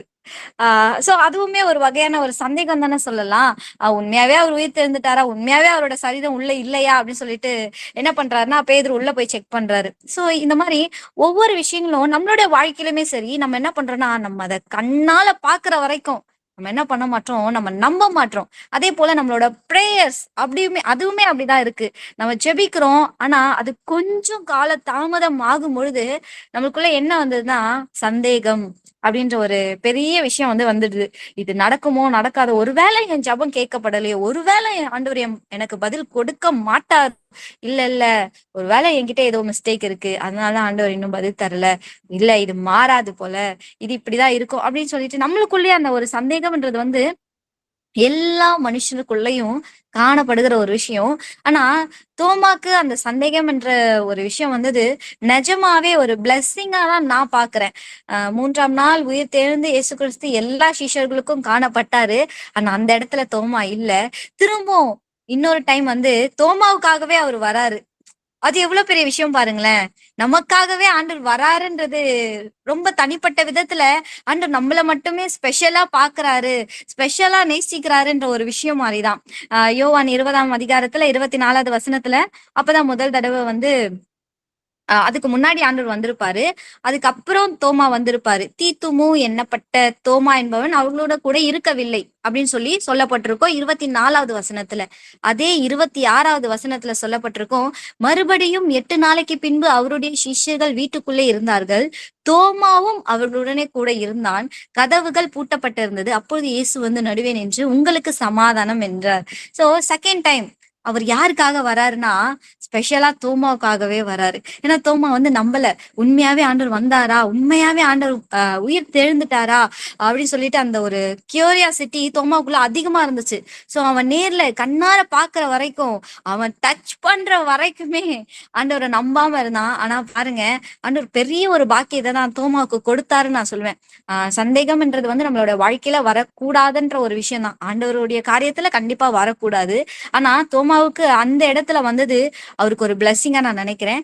சோ அதே போல தோமா அதுக்கப்புறம் என்ன செய்ய ஆரம்பிச்சாருன்னா, அதுக்கப்புறம் அவருடைய வாழ்க்கையில சந்தேகம் வந்ததான்னு கேட்டா நிச்சயமா இல்லைன்னு என்னால உறுதியா சொல்ல முடியும். ஏன்னா சந்தேகம் திருப்பி திருப்பி அவருடைய வாழ்க்கையில வந்திருந்துச்சுன்னா அவர் அநேக இடங்கள்ல போய் சுவிசேஷம் சொல்லியிருக்கவே முடியாது. அவரால் சொல்லியிருக்க அந்த அந்த வாய்ப்பு இருந்திருக்காது. அவர் அதே இடத்துலதான் நின்னு இருக்கணும், இல்ல சம்திங் அவருடைய வேலையை பார்த்துட்டு எங்கேயோ போயிருக்கணும். ஆனா அவர் காஸ்பல் சொல்ல ஆரம்பிச்சாரு, சுவிசேஷத்தை சொல்ல தொடங்கினாரு. அவருக்கு அதுக்கப்புறம் எந்த ஒரு சந்தேகமும் வந்ததில்லை. அவர் குறிப்பிட்ட ஒரு இடங்களுக்கு வந்தது வந்து கேரளால இருந்து தமிழ்நாடு இந்த ஒரு பகுதிகளில் அவர் வந்தாரு என்று சொல்லி குறிப்பிடப்பட்டிருக்கு. அது மாத்திரமில்ல, உண்மையாவே அவர் வந்து சென்னையில மயிலாப்பூர் அப்படின்ற ஒரு இடத்துல சென்ட் தாமஸ் மவுண்ட் அப்படின்னு சொல்லி அவருக்காக கட்டப்பட்டிருக்க ஒரு சர்ச்சுமே இருக்கு. சோ அந்த இடத்துல அவரை வந்து கொலை செய்யப்பட்டார். ஆண்டவருடைய சுவிசேஷத்தை சொன்னதுனாலே அவர் ரத்த சாட்சி ஆண்டவருக்குள்ளாக மரித்தாரு. சோ நம்மளுக்குள்ள இன்னைக்கு நிறைய பேருக்கு சந்தேகம் வரலாம். ஆனா சந்தேகம் வந்தாலும் ஒரு விஷயம் நம்ம தோமா கிட்ட இருந்து கத்துக்கணும், அவருக்காக உண்மையா நிக்கணும். சந்தேகம் வந்து அவருடைய சந்தேகம் கிளியர் ஆயிடுச்சு. அதுக்கப்புறம் ஆண்டவருக்குள்ள அவர் உறுதியா நிக்க ஆரம்பிச்சாரு, ஆண்டவர் உண்மையா விசுவாசிக்க ஆரம்பிச்சாரு. சோ இந்த ஒரு விஷயத்த நம்ம தோமா கிட்ட இருந்து கத்துக்கணும்னு நான் ரொம்ப நினைக்கிறேன். சீரியஸாவே தோமாவை பத்தி எடுக்கணும்ன்றப்போ எல்லாருமே சொல்ற விஷயத்த நான் சொல்லக்கூடாதுப்பா, ஏதோ ஒரு டிஃப்ரெண்டான ஒரு விஷயத்த. அப்போ சந்தேகம்ன்றத வந்து ஏன் எல்லாருமே தப்பாவே பார்க்கணும்? ஆனா அந்த இடத்துல தோமாக்கு கிடைச்சது உண்மையாவே அது ஒரு பிளெஸ்ஸிங்னு நான் சொல்லுவேன். நிச்சயமா உங்களுக்கு அப்படிப்பட்ட ஒரு சில இடங்கள்ல சந்தேகம் வந்திருந்தாலும் நீங்க என்னைக்குமே ஆண்டவர்கிட்ட போய் கேளுங்க. மனுஷங்கிட்ட கேட்டீங்கன்னா இன்னும் அதை குழப்பி விடுவாங்க. நீங்க ஆண்டவர் கிட்ட போங்க, ஆண்டவர் நிச்சயமா அதுக்கான தெளிந்த ஒரு பதில கொடுப்பாரு. கர்த்தர் உங்க ஒவ்வொரு ஆசீர்வதிப்பாரு. இந்த வாய்ப்பு கொடுத்த இந்த டீமுக்காகவும் நான் கர்த்தரை ஸ்தோத்தரிக்கிறேன். கர்த்தரோட நாம மாத்திரம் மகிமைப்படுவதாக. ஆமென். Thank you sister. ரொம்ப அழகா தோமாவை குறித்து சொன்னீங்க. ஆக்சுவலா தோமா இந்தியாவுக்கு வந்தது மிகப்பெரிய ஒரு பாக்கியம் எனக்கு. அதுவும் நான் ரொம்ப ஃபீல் பண்ணியிருக்கேன். ஏன்னா யோசிச்சு பாருங்களேன், இன்னைக்கெல்லாம் வந்து இயேசு கிறிஸ்துவே இல்ல, அது இல்ல, இது இல்லைன்னு சொல்லிக்கிட்டு இருக்காங்க. ஆனா நம்மளுக்கு ஒரு ப்ரூஃப் இருக்குது. ஆண்டவர் இயேசு கிறிஸ்து தான் மெய்யான தெய்வம் என்பதற்கு நம்மள்ட்ட ஒரு ப்ரூஃப் இருக்குது. ஸோ தோமா அவர்கள் சென்னையில அவருடைய இது இருக்குது. ஸோ பார்க்கறதுனா நீங்க பார்க்கலாம். ஸோ ஓகே, அடுத்ததாக ஒரு முக்கியமான நபர் பேச போறார். யார் அப்படின்னு பாத்தீங்கன்னா அகஸ்டின் பிரதர் அவர்கள் பேச போறாங்க. நம்ம டீம் தான் அகஸ்டின் பிரதர். ஸோ அவர் யாரை குறித்து பேச போறாங்க அப்படின்னு பாத்தீங்கன்னா ஜேம்ஸை குறித்து பேச போறீங்க. ஸோ இது வேற பர்சன். ஸோ அதை பார்ப்போம். தயவு செஞ்சு டைம் ஆயிடுச்சு. அடுத்தடுத்தவங்க எல்லாரும் எதுக்காண்டி, எனக்கு தெரிஞ்சு எல்லாரும் நீங்க வெயிட் பண்றது எதுக்காண்டினா யூதாஸ் காரியத்தை குறித்து பேச போறதுக்காண்டி எல்லாருமே காத்து கொண்டு இருக்கீங்கன்னு நினைக்கிறேன். ஸோ நானும் அதுக்காண்டி தான் ரொம்ப வெயிட் பண்ணிட்டு இருக்கேன். ஸோ அடுத்து நம்ம இன்னும் கொஞ்ச நேரத்துல யூதாஸ் காரியத்தை பார்க்கலாம். ஸோ 5 நிமிடங்களுக்குள்ளாக தயவு கூர்ந்து பேசுங்க. So thank you Augustine brother. Praise Lord to everyone. கர்த்தர் இந்த வாய்ப்பை கொடுத்ததுக்காக கர்த்தருக்கு மிகப்பெரிய நன்றிகளையும் அப்புறம் சகோதரருக்கும் நன்றி சொல்லிக்கிறேன். நான் பேசுறது கேட்கும்னு நினைக்கிறேன். இப்ப எடுத்துக்கொண்ட எனக்கு கொடுக்கப்பட்ட தலைப்பு வந்து யாக்கோபு. யாக்கோபுனா இதுல புதிய ஏற்பாட்டுல 4 யாக்கோபு வந்துருவாங்க. ஒருத்தவங்க மெல்வின் பிரதர் ஏற்கனவே அழகா பேசினாரு. இடிமுழக்கத்தின் பிள்ளைகள்னு அழைக்கப்பட்ட யாக்கோபு. அப்புறம் வந்து இயேசு கிறிஸ்துவின் சகோதரர் யாக்கோபுன்னு ஒருத்தவங்க இருக்காங்க. அப்புறம் அல்பேவின் மகன் ஆகிய யாக்கோபு அப்படின்னு. ஸோ எனக்கு நான் எடுத்துக்கொண்டவர் வந்து அல்பேயின் மகனாகிய யாக்கோபு. இவரை சின்ன யாக்கோபுன்னு கூப்பிடுவாங்க, அழைப்பாங்க. இவரை பத்தி நான் பேசுனதுக்கு 5 நிமிஷம் கூட தேவையில்லைன்னு நினைக்கிறேன். ஏன்னா இவரை பத்தி வார்த்தைகளே இருக்காது பைபிள்ல. வெறும் நேம் மட்டும் இருக்கும். ஒரு நேம் போர்ட்ல மட்டும் நேம் இருக்கும். இவர் இந்த லிஸ்ட்ல இவர் ஒருத்தவர் அப்படின்ற மாதிரி இருப்பாரு. உடனே நீங்க நினைச்சிடலாம், இவர் என்ன அவ்வளவு முக்கியத்துவம் இல்லாதவரா, தேவையில்லாதவரா அப்படின்னு சொல்லி. அப்படிலாம் கிடையாதுங்க. தேவன் தேர்ந்தெடுக்கப்பட்ட ஒவ்வொரு மனுஷங்களும் தேவனுக்கு முக்கியமானவங்க. அவங்க ஏன் கண்ணோட்டத்துல இருந்து ஏன் அப்படி இருப்பாங்க, ஏன் அப்படி அவ்வளவா டீட்டெயிலா எழுதலைன்னா, ஏன் அவர் கொஞ்சம் மெச்சூர்டான நினைக்கிறேன் நான். இப்ப பேதுரு எடுத்துக்கோங்க, இடிமுழக்க சகோதரர்கள் எடுத்துக்கோங்க. இந்த 3 பேரும் ஜீசஸ்க்கு பிடிச்சவங்க அப்படின்னு நிறைய இடத்துல சொல்லப்பட்டிருக்கும். அவங்க ஏன்னா 3 பேரும் ஓடி ஓடி அவர் கூடயே சேர்ந்துக்குவாங்க. இவர் வந்து அப்படி கிடையாது. அந்த சர்க்கிள்லயே தூரத்துல இருந்து பார்க்கிறவரா தான் இருப்பாரு. ஏன்னா ஒரு வசனத்துல எழுதியிருக்கும், தேவன் அதாவது மார்க் 15:40 அதுல தேவன் சிலுவையில அறையப்பட்டிருப்பாரு, தூரத்துல இருந்து பார்த்தாங்க அப்படின்னு இருக்கும். அதுல 3 பேர்ல இவரும் ஒருத்தரா இருப்பாங்க. ஒண்ணு மகதலேனா மரியாள், இன்னொன்னு அவங்க அம்மாவை இயேசு கிறிஸ்து நம்ம தாயாக மரியாள், அப்புறம் இன்னொன்னு அல்பேவின் குமாரனாகிய யாக்கோபுன்னு போட்டிருக்கும். அவர் தூரத்துல இருந்தே பார்க்கணும், தூரத்துல இருந்தே ரொம்ப மெச்சூர்டா இருந்திருப்பாரு. ஆனா இவங்க 3 பேர் எப்படின்னா ரொம்ப சேட்டை பிடிச்சவங்களா எனக்கு தெரியறாங்க. தேவனோட எதுனாலும் ஏன்னா ஒரு சேட்டை பிடிச்ச பையனை தான் டீச்சர்ஸ்க்கு ரொம்ப பிடிக்கும். அது மாதிரிதான் அவங்க 3 பேர் இருந்திருப்பாங்க. மித்த எல்லாரும் இருந்திருப்பாங்கன்னு நினைக்கிறேன். ஸோ அதனால அவங்கள பத்தின நிறைய அவங்க பண்ண நல்ல விஷயங்கள், அவங்க பண்ண பேதுரு காது அறுத்தது, இந்த பசங்க வந்து பண்ண விஷயங்கள், இப்படி அவங்கள பத்தின அவங்களும் தேவனுக்குள்ள நடந்த அந்த இதை எழுதியிருக்காங்க. ஆனா யாக்கோபுன்ற இவர் வந்து ரொம்ப அமைதியா இருந்தவர், ரொம்ப நிதானமா இருந்திருக்காரு. இப்ப பாத்தீங்கன்னா இவரை பத்தின இதுல இல்ல, வேதாகமத்துல அவ்வளவு டீட்டெயிலா இல்லாட்டியும் இவரை பத்தி சில வேதாகம ஆராய்ச்சியாளர்கள் என்ன சொல்றாங்கன்னா, ஹி இஸ் ரொம்ப ரொம்ப காம் பர்சன், ரொம்ப கைண்டான பர்சன் அப்படின்னு சொல்லப்படுறாங்க. ரொம்ப அமைதியானவர், ரொம்ப என்ன சொல்றது, பந்தாவை காட்டுறது கிடையாது, ரொம்ப சவுண்ட் விட்டுறது கிடையாது, ரொம்ப அமைதியா இருப்பாராம். அதுக்கப்புறம் ஜோசிபஸ் அப்படின்ற ஒரு வேதாகம ஆராய்ச்சியாளர் தான் இவரை பத்தி இந்த குறிப்புகளை கொடுக்குறாரு. அவரோட முழங்கால்கள் வந்து எப்படி இருக்கும்னா, குதிரை சாரி கேமலோட ஸ்கின் மாதிரி இருக்கும், ஒட்டகத்தோட தோல் மாதிரி அவ்வளோ ரஃபா இருக்குமா, அவ்வளோ முழங்காலே நின்று ஜெபிக்கிற மனுஷனா இருந்திருக்கிறாரு. ஸோ தேவன் தேர்ந்தெடுக்கப்பட்ட பாத்திரம் ஒவ்வொன்றும் ஏதோ நம்மளால பேச முடியாம இருக்கலாம், நம்மளால செயல்பட முடியாம இருக்கலாம், இல்லைன்னு எனக்கு ரொம்ப கூச்ச சுபாவமா இருக்கு, எனக்கு என்னால இதா இருக்கு அப்படின்னாலும், அப்படின்லாம் கிடையாது. தேவன் உங்களை தேர்ந்தெடுத்திருக்காருங்க. உங்கள் ஆரம்பம் அற்பமா இருந்தாலும் உங்கள் முடிவு சம்பூர்ணமா இருக்கும். அவர் ரொம்ப அமைதியா இருக்கிறதுனால அவர்கிட்ட இருந்து நம்ம கத்துக்க வேண்டிய விஷயம் என்னன்னா, எனக்கு அந்த அமைதி. சாந்த குணமுள்ளவர்கள் பாக்கியவான்களா இருக்காங்க. சாந்த குணமுள்ளவர்கள் எல்லாத்தையும் சுதந்திரித்துக் கொள்கிற மேன்மையை பெறுவாங்க. ரொம்ப பெருமைக்கு அடிமையாகாம, ரொம்ப என்ன சொல்றது, இப்ப நம்ம பார்த்தாலே தெரியும், சின்ன சின்ன ஊழியங்க ஆரம்பிக்கும் போதே நான் பெரிய ஆளா வரணும், நான் வந்து எல்லாருக்கும் பிரபலியமாகணும், எல்லாரும் என்னை தேடி வரணும், எல்லாரும் என்னைய பத்தி பேசணும் அப்படின்ற ஒரு கண்ணோட்டத்திலே தான் இருக்காங்க. ஆனா இன்னமும் இந்த இதுலயும் கூட இன்னும் ஒரு கூரையில ஒரு கிராமத்துல இன்னும் அப்படி என்ன சொல்றது, ரொம்ப பேரே தெரியப்படாம இருக்கிற ஒவ்வொரு ஊழியக்காரர்களும் இன்னும் நம்ம மத்தியில வாழ்ந்துகிட்டு தான் இருக்காங்க. அவங்களுக்காக மக்கள் ஏதோ என்ன சொல்றது, மக்கள் பரிசளிக்க போறாங்க, மக்கள் அவங்களை அங்கீகரிக்க போறாங்களோ இல்லையான்னு தெரியாது. ஆனா தேவன் நிச்சயமாக அவர்களை அங்கீகரிப்பார். அவர்களுடைய உழைப்பு ஒன்னாலும் வீணா போகாது. இப்படி நம்முடைய வாழ்க்கையிலையும் சில சமயம் நம்ம அங்கீகாரம் கிடைக்காம யாருமே கண்டுக்காம ஒரு மனுஷங்களா இருந்திருப்போம். ஆனா தேவன் சொல்றாரு, நான் உங்களை தெரிந்தெடுத்திருக்கேன். You are a chosen people. ஒவ்வொரு மனுஷனையும் தேவன் தேர்ந்தெடுக்கிறார். அவர் செலக்ட் 12 அப்போஸ்தலர்ல அவர் செலக்ட் பண்ணாருன்னா, he's a gem, he's one of a gem. அவர் வச்சிருந்த காரியங்கள் நிறைய இருந்திருக்கு. அவர் ஒரு அவரை குறித்துதான திட்டம் தேவனுக்கு முன்னாகவே தெரிந்திருக்கு. சரிங்க, இப்படியெல்லாம் இருந்திருக்காரு. அவரோட இறப்பு எப்படி இருந்துச்சுன்னு பார்த்தீங்கன்னா, அங்கதாங்க அவரோட அவரோட ஊழியமே ஸ்டார்ட் ஆகுது. அவரு ஒரு நேரத்துல எருசலேம்ல பிரசங்கம் பண்ணி கொண்டிருக்கும் போது அவர் வந்து என்ன சொல்றாரு, அலங்கத்தின் மேல அவர் இருந்து தள்ளி போறாரு. தள்ளிட்டும் அவர் என்ன சொல்றாரு, அவர் உயிர் போகல. உடனே மக்கள் எல்லாம் சேர்ந்து கல்லெறிறாங்க. கல்லெறிஞ்சு இறந்த உடனே அவரை தூக்கி பின்னாடி சர்ச்சுக்கு பின்னாடியே போட்டு புதைக்கிறாங்க. அதை பார்த்த மக்கள் வந்து, யாருங்க அந்த இயேசு கிறிஸ்து, இவ்வளோ ஒருத்தன் மேல இருந்து தள்ளி விட்டும் அவன் கல்லெறியப்பட்டுமே அவரு என்ன ஒரு இவ்வளோ உண்மையா இருக்காங்களே இவங்க, இவ்வளோ சாக்ரிஃபிஷியலா இருக்காங்களே அவங்க, யாருங்க அந்த இயேசு கிறிஸ்துன்னு பல மக்கள் தேட ஆரம்பிச்சிருக்காங்க.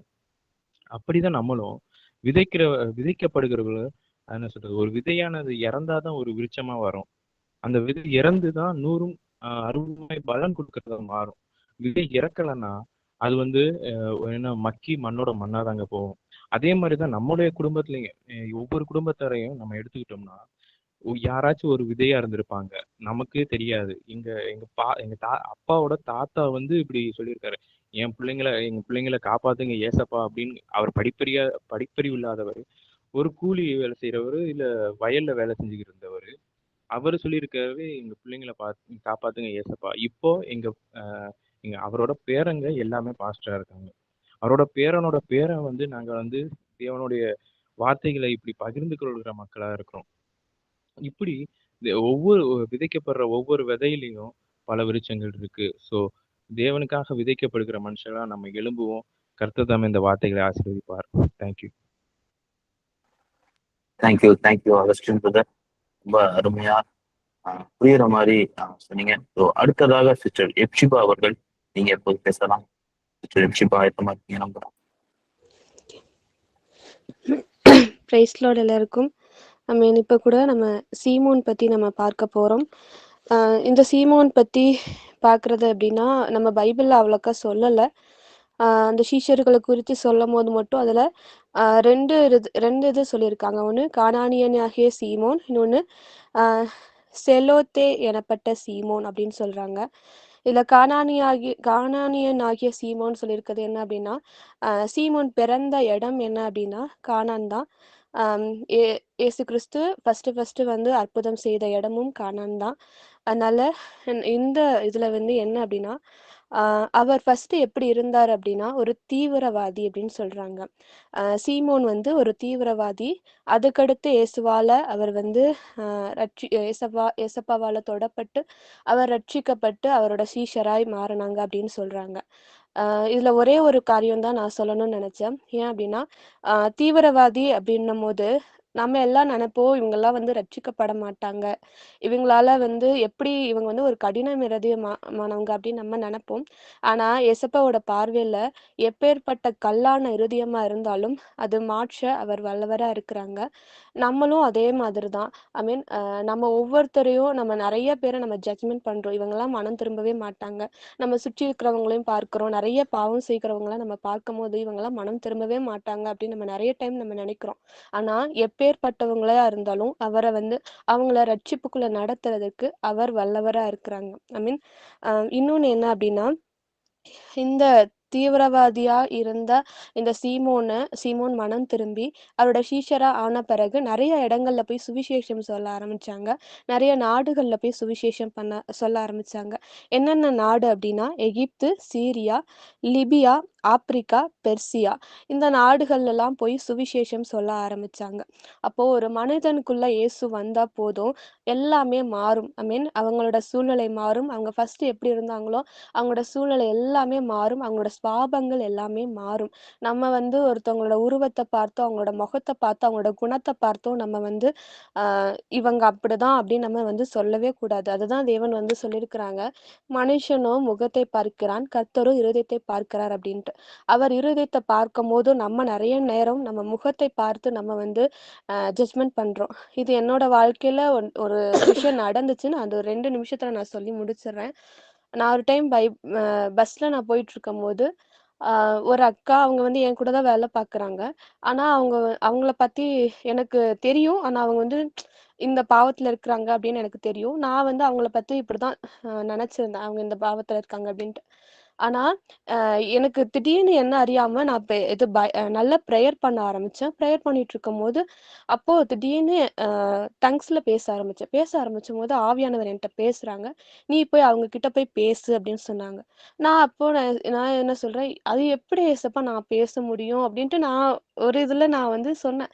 அப்போட்டியும் இல்ல நீ போய் பேசணும் அவங்க கிட்ட அப்படின்னு போய் சொல்லும் போது கரெக்டா நான் அவங்க பக்கத்துல போய் உட்காந்து நான் அவங்க கிட்ட போய் பேச ஆரம்பிச்சேன். ஆவியானவர் அவங்க கிட்ட பேச பேச பேச அவங்க கண்கள்ல இருந்து கண்ணீர் வந்துச்சு.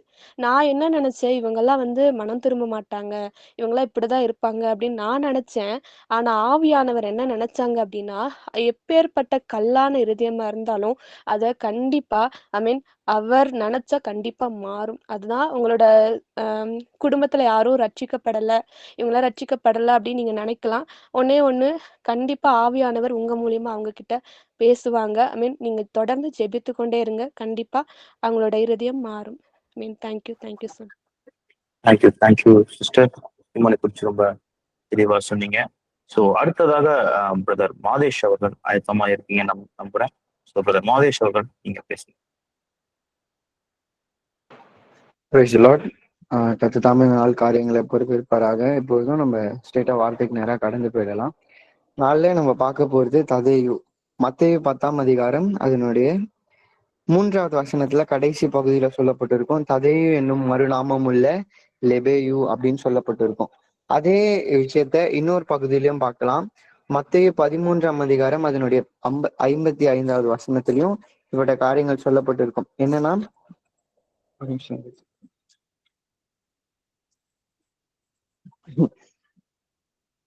இவன் தச்சனுடைய குமாரன் அல்லவா? இவன் தாய் மரியாள் என்பவள் அல்லவா? யாக்கோபு, யோசே, சீமோன், யூதா என்பவர்கள் இவனுக்கு சகோதரர் அல்லவா அப்படின்னு இதுல சொல்லப்பட்டிருக்கு. அதாவது ஏசப்பாவை குறிச்சு அவங்களுடைய சகோதரர்களை குறித்து சொல்லியிருப்பாங்க. இப்போ ததையோனா அவருக்கு 2 பேர் இருக்கு. ஒண்ணு வந்து லெபேயுன்னு சொல்றாங்க, இன்னொரு பேர் வந்து யூதா. நம்முடைய பைபிள்லயுமே நியூ டெஸ்டமெண்ட் வெளிப்படுத்த விசேஷத்துக்கு முன்னாடி ஒரே ஒரு அதிகாரம் 25 வசனங்களை கொண்டு ஒரு பெரிய காரியங்களை, அதாவது பழைய ஏற்பாடு ஆரம்பத்துல இருந்து முடிவு வரல நடக்க போற விஷயங்களை தெளிவா இவர் எழுதி கொடுத்திருக்காங்க அப்படின்னு சில பேர் நமக்கு தெளிவா சொல்லப்பட்டிருக்கு. சில பேர் என்ன சொல்றாங்க, இவர் இல்ல அப்படிலாம் இவரெல்லாம் எழுதலைன்னு சொல்றாங்க. ஆனா இந்த நாளிலும் இவரால உரைக்கப்பட்ட இவரால சொல்லப்பட்ட இந்த அதிகாரத்துல பார்த்தோம்னா நிறைய காரியங்கள் வெளிப்படுத்தி பார்க்கலாம். இவரை பேசிக்கா நம்ம மெயின் பாயிண்டா ஒரே ஒரு கிறிஸ்டல் கிரியலா ஒரு பாயிண்ட் எடுக்கணும் அப்படின்னு பார்த்தா, விசுவாசத்துல எப்படி போராட வேண்டியது அப்படின்னு இவங்க தெளிவா சொல்லியிருக்காங்க. அண்ட் இவங்க வந்து நிறைய காரியங்களை செஞ்சிருக்காங்க. ததே என்கிற யூதா வந்து தேவனிடத்துல அவருடைய மரணத்துக்கு முன்பதாக எல்லாரும் சீஷர்களும் சேர்ந்து இருக்கும் பொழுது இவங்க பேசி கொண்டிருக்கும்போது, ஏன் எங்ககிட்ட இவ்வளவு காரியங்களை வெளிப்படுத்தி பேசுறீங்க, ஏன் எங்ககிட்ட ஏசப்பா இந்த மாதிரி போதகிற இந்த மாதிரி செயல்படுறீங்க அப்படின்னு கேட்கும் பொழுது, அந்த அன்பு நிமித்தமா நான் உங்களுக்கு வெளிப்படுகிறேன், அந்த அன்பு நிமித்தமா உங்களுக்கு சொல்லுகிறேன்னு சொல்லிட்டு இந்த மாதிரி கான்வர்சேஷன் இவங்க 2 பேருக்குள்ள ஏசப்பாக்கும் ததையுக்கும் நடுவுல போய் கொண்டு இருக்கு. ஸோ காலம் சென்றது, இயேசு மடிச்சாங்க. அதுக்கப்புறமா இவர்களுடைய சீஷர்கள் அப்போஸ்தலர்கள் எல்லாருமே பிரிக்கப்பட்டாங்க, ஒவ்வொரு இடங்களுக்கு சென்றாங்க. அப்பொழுது இந்த கதையோட மெயின் போக்கஸா என்ன பண்ணியிருக்காங்கன்னா, இயேசுவின் நாமத்தை குறித்ததான ஒரு வைராக்கியம், ஒரு பெரிதான ஒரு விசுவாசம் இயேசுப்பா மேல அப்படின்ற ஒரு காரியத்தை இவருக்குள்ள அதிகமா இருந்தது. மற்ற ஜனங்களுக்கு போய் சொன்னாங்க, அநேக காரியங்களை செஞ்சாங்க. ஒரு மெயின் போக்கஸா 2 விஷயத்த செஞ்சிருக்காங்க. நிறைய காரியங்கள் இருக்கு, 2 விஷயத்த மட்டும் நான் சொல்றேன். ஒண்ணு வந்து இயேசு நாமத்தை சொல்லி அநேக அற்புதங்களை நிறைய பேர் செஞ்சிருக்காங்க. இவருக்கு ரொம்ப அதிகமா இவருக்குள்ள செயல்பட்ட ஒரு காரியம் என்னன்னா, இயேசு நாமத்தை சொல்லி அநேகரை குணப்படுத்தி இருக்காங்க. 2வது விஷயம், விசுவாசத்துல தேறினவர்களா எப்படி இருக்கணும், காலகட்டம் கடந்த நாட்களுக்கும் சரி, வரப்போகிற நாட்களுக்கும் சரி, இல்ல கரண்ட் பீரியட்லயுமே சரி, எப்படி நம்ம இருக்கணும், எப்படி நம்ம செயல்படணும், தேவனோடு எப்படி இசைந்து அவருடைய காரியங்களை செயல்படணும் அப்படின்னு சொல்லிட்டு இவங்க தெளிவாவே சொல்லியிருக்காங்க. சோ நான் இவரதுல இருந்து சொல்ல போற ஒரே ஒரு காரியம் என்னன்னா, யூதா எழுதின அந்த புஸ்தகத்தை எடுத்துக்கொள்ளலாம். அதுல 20, 21 அந்த வார்த்தைகளை நம்ம படிச்சோம்னா, நீங்களோ பிரியமானவர்களே அப்படின்னு ஆரம்பிப்பாங்க. அதுல ஆரம்பிச்சு நமக்குள்ள வைக்கப்பட்டு இருக்கிற ஒரு விசுவாசம் இருக்கான். அந்த விசுவாசத்துல அதை பரிசுத்தப்படுத்தி கொண்டு, அதை மகா பரிசுத்தமான விசுவாசத்தின் மேல் உங்களை உறுதிப்படுத்தி கொண்டு பரிசுத்த ஆவிக்குள்ளாக ஜெபம் பண்ணின்னு அதுல ஒரு வார்த்தை சொல்லப்பட்டு இருக்கும். சோ நமக்கு யூதா என்ன நமக்கு சொல்லி கொடுக்குறாங்கன்னா, இந்த கடைசி காலத்துல தேவன் சொல்லுகிறாங்க, கடைசி காலம் வரும்போது நான் விசுவாசத்தை காண்பேனோ, அன்பை காண்பேனோ அப்படின்னு கேட்கிறாங்க. சோ அந்த காரியத்துக்கு அந்த ஒரு கொஸ்டினுக்கு ஒரு ஆன்சர் பண்ற விதமா யூதா இதுல வெளிப்படுத்துறாங்க. நம்முடைய விசுவாசத்தை அவர் மேல உறுதிப்படுத்திக்கணுமா, அதை எப்படி நம்ம ஃபைட் பண்ணி ஜெயிக்கணும் எல்லா விதத்திலுமே. ஏன்னா யூதா அதிகமா ஃபெய்த்தா இருந்திருக்காங்க. ஃபெய்த்தா இருந்ததான் அநேகர் மத்தியில ஒரு அற்புதங்களை செஞ்சிருக்காங்க. ஃபெய்த்தா இருந்து பாகால்களை வணங்கக்கூடாது, ஃபெய்த்தா இருந்து சிலை வழிபாடுகள்ல செய்யக்கூடாது, ஃபெய்த்தா இருந்து அநேக காரியங்களை ஜனங்கள் மத்தியில ஒரு புரட்சியை உருவாக்கி ஜனங்கள் மத்தியில ஒரு ரட்சிப்பை, தேவனுடைய ரட்சிப்பை எல்லாருக்குமே சொல்லியிருக்காங்க. சோ நாமும் இந்த நாள்ல என்ன இவர்கிட்ட இருந்து கத்துக்கணும்னா, ஏசப்பா மேல ஃபெய்த்தா இருக்கணும், விசுவாசமா இருக்கணும். ஆனா அதுல ஒரு காரியம் இருக்கு.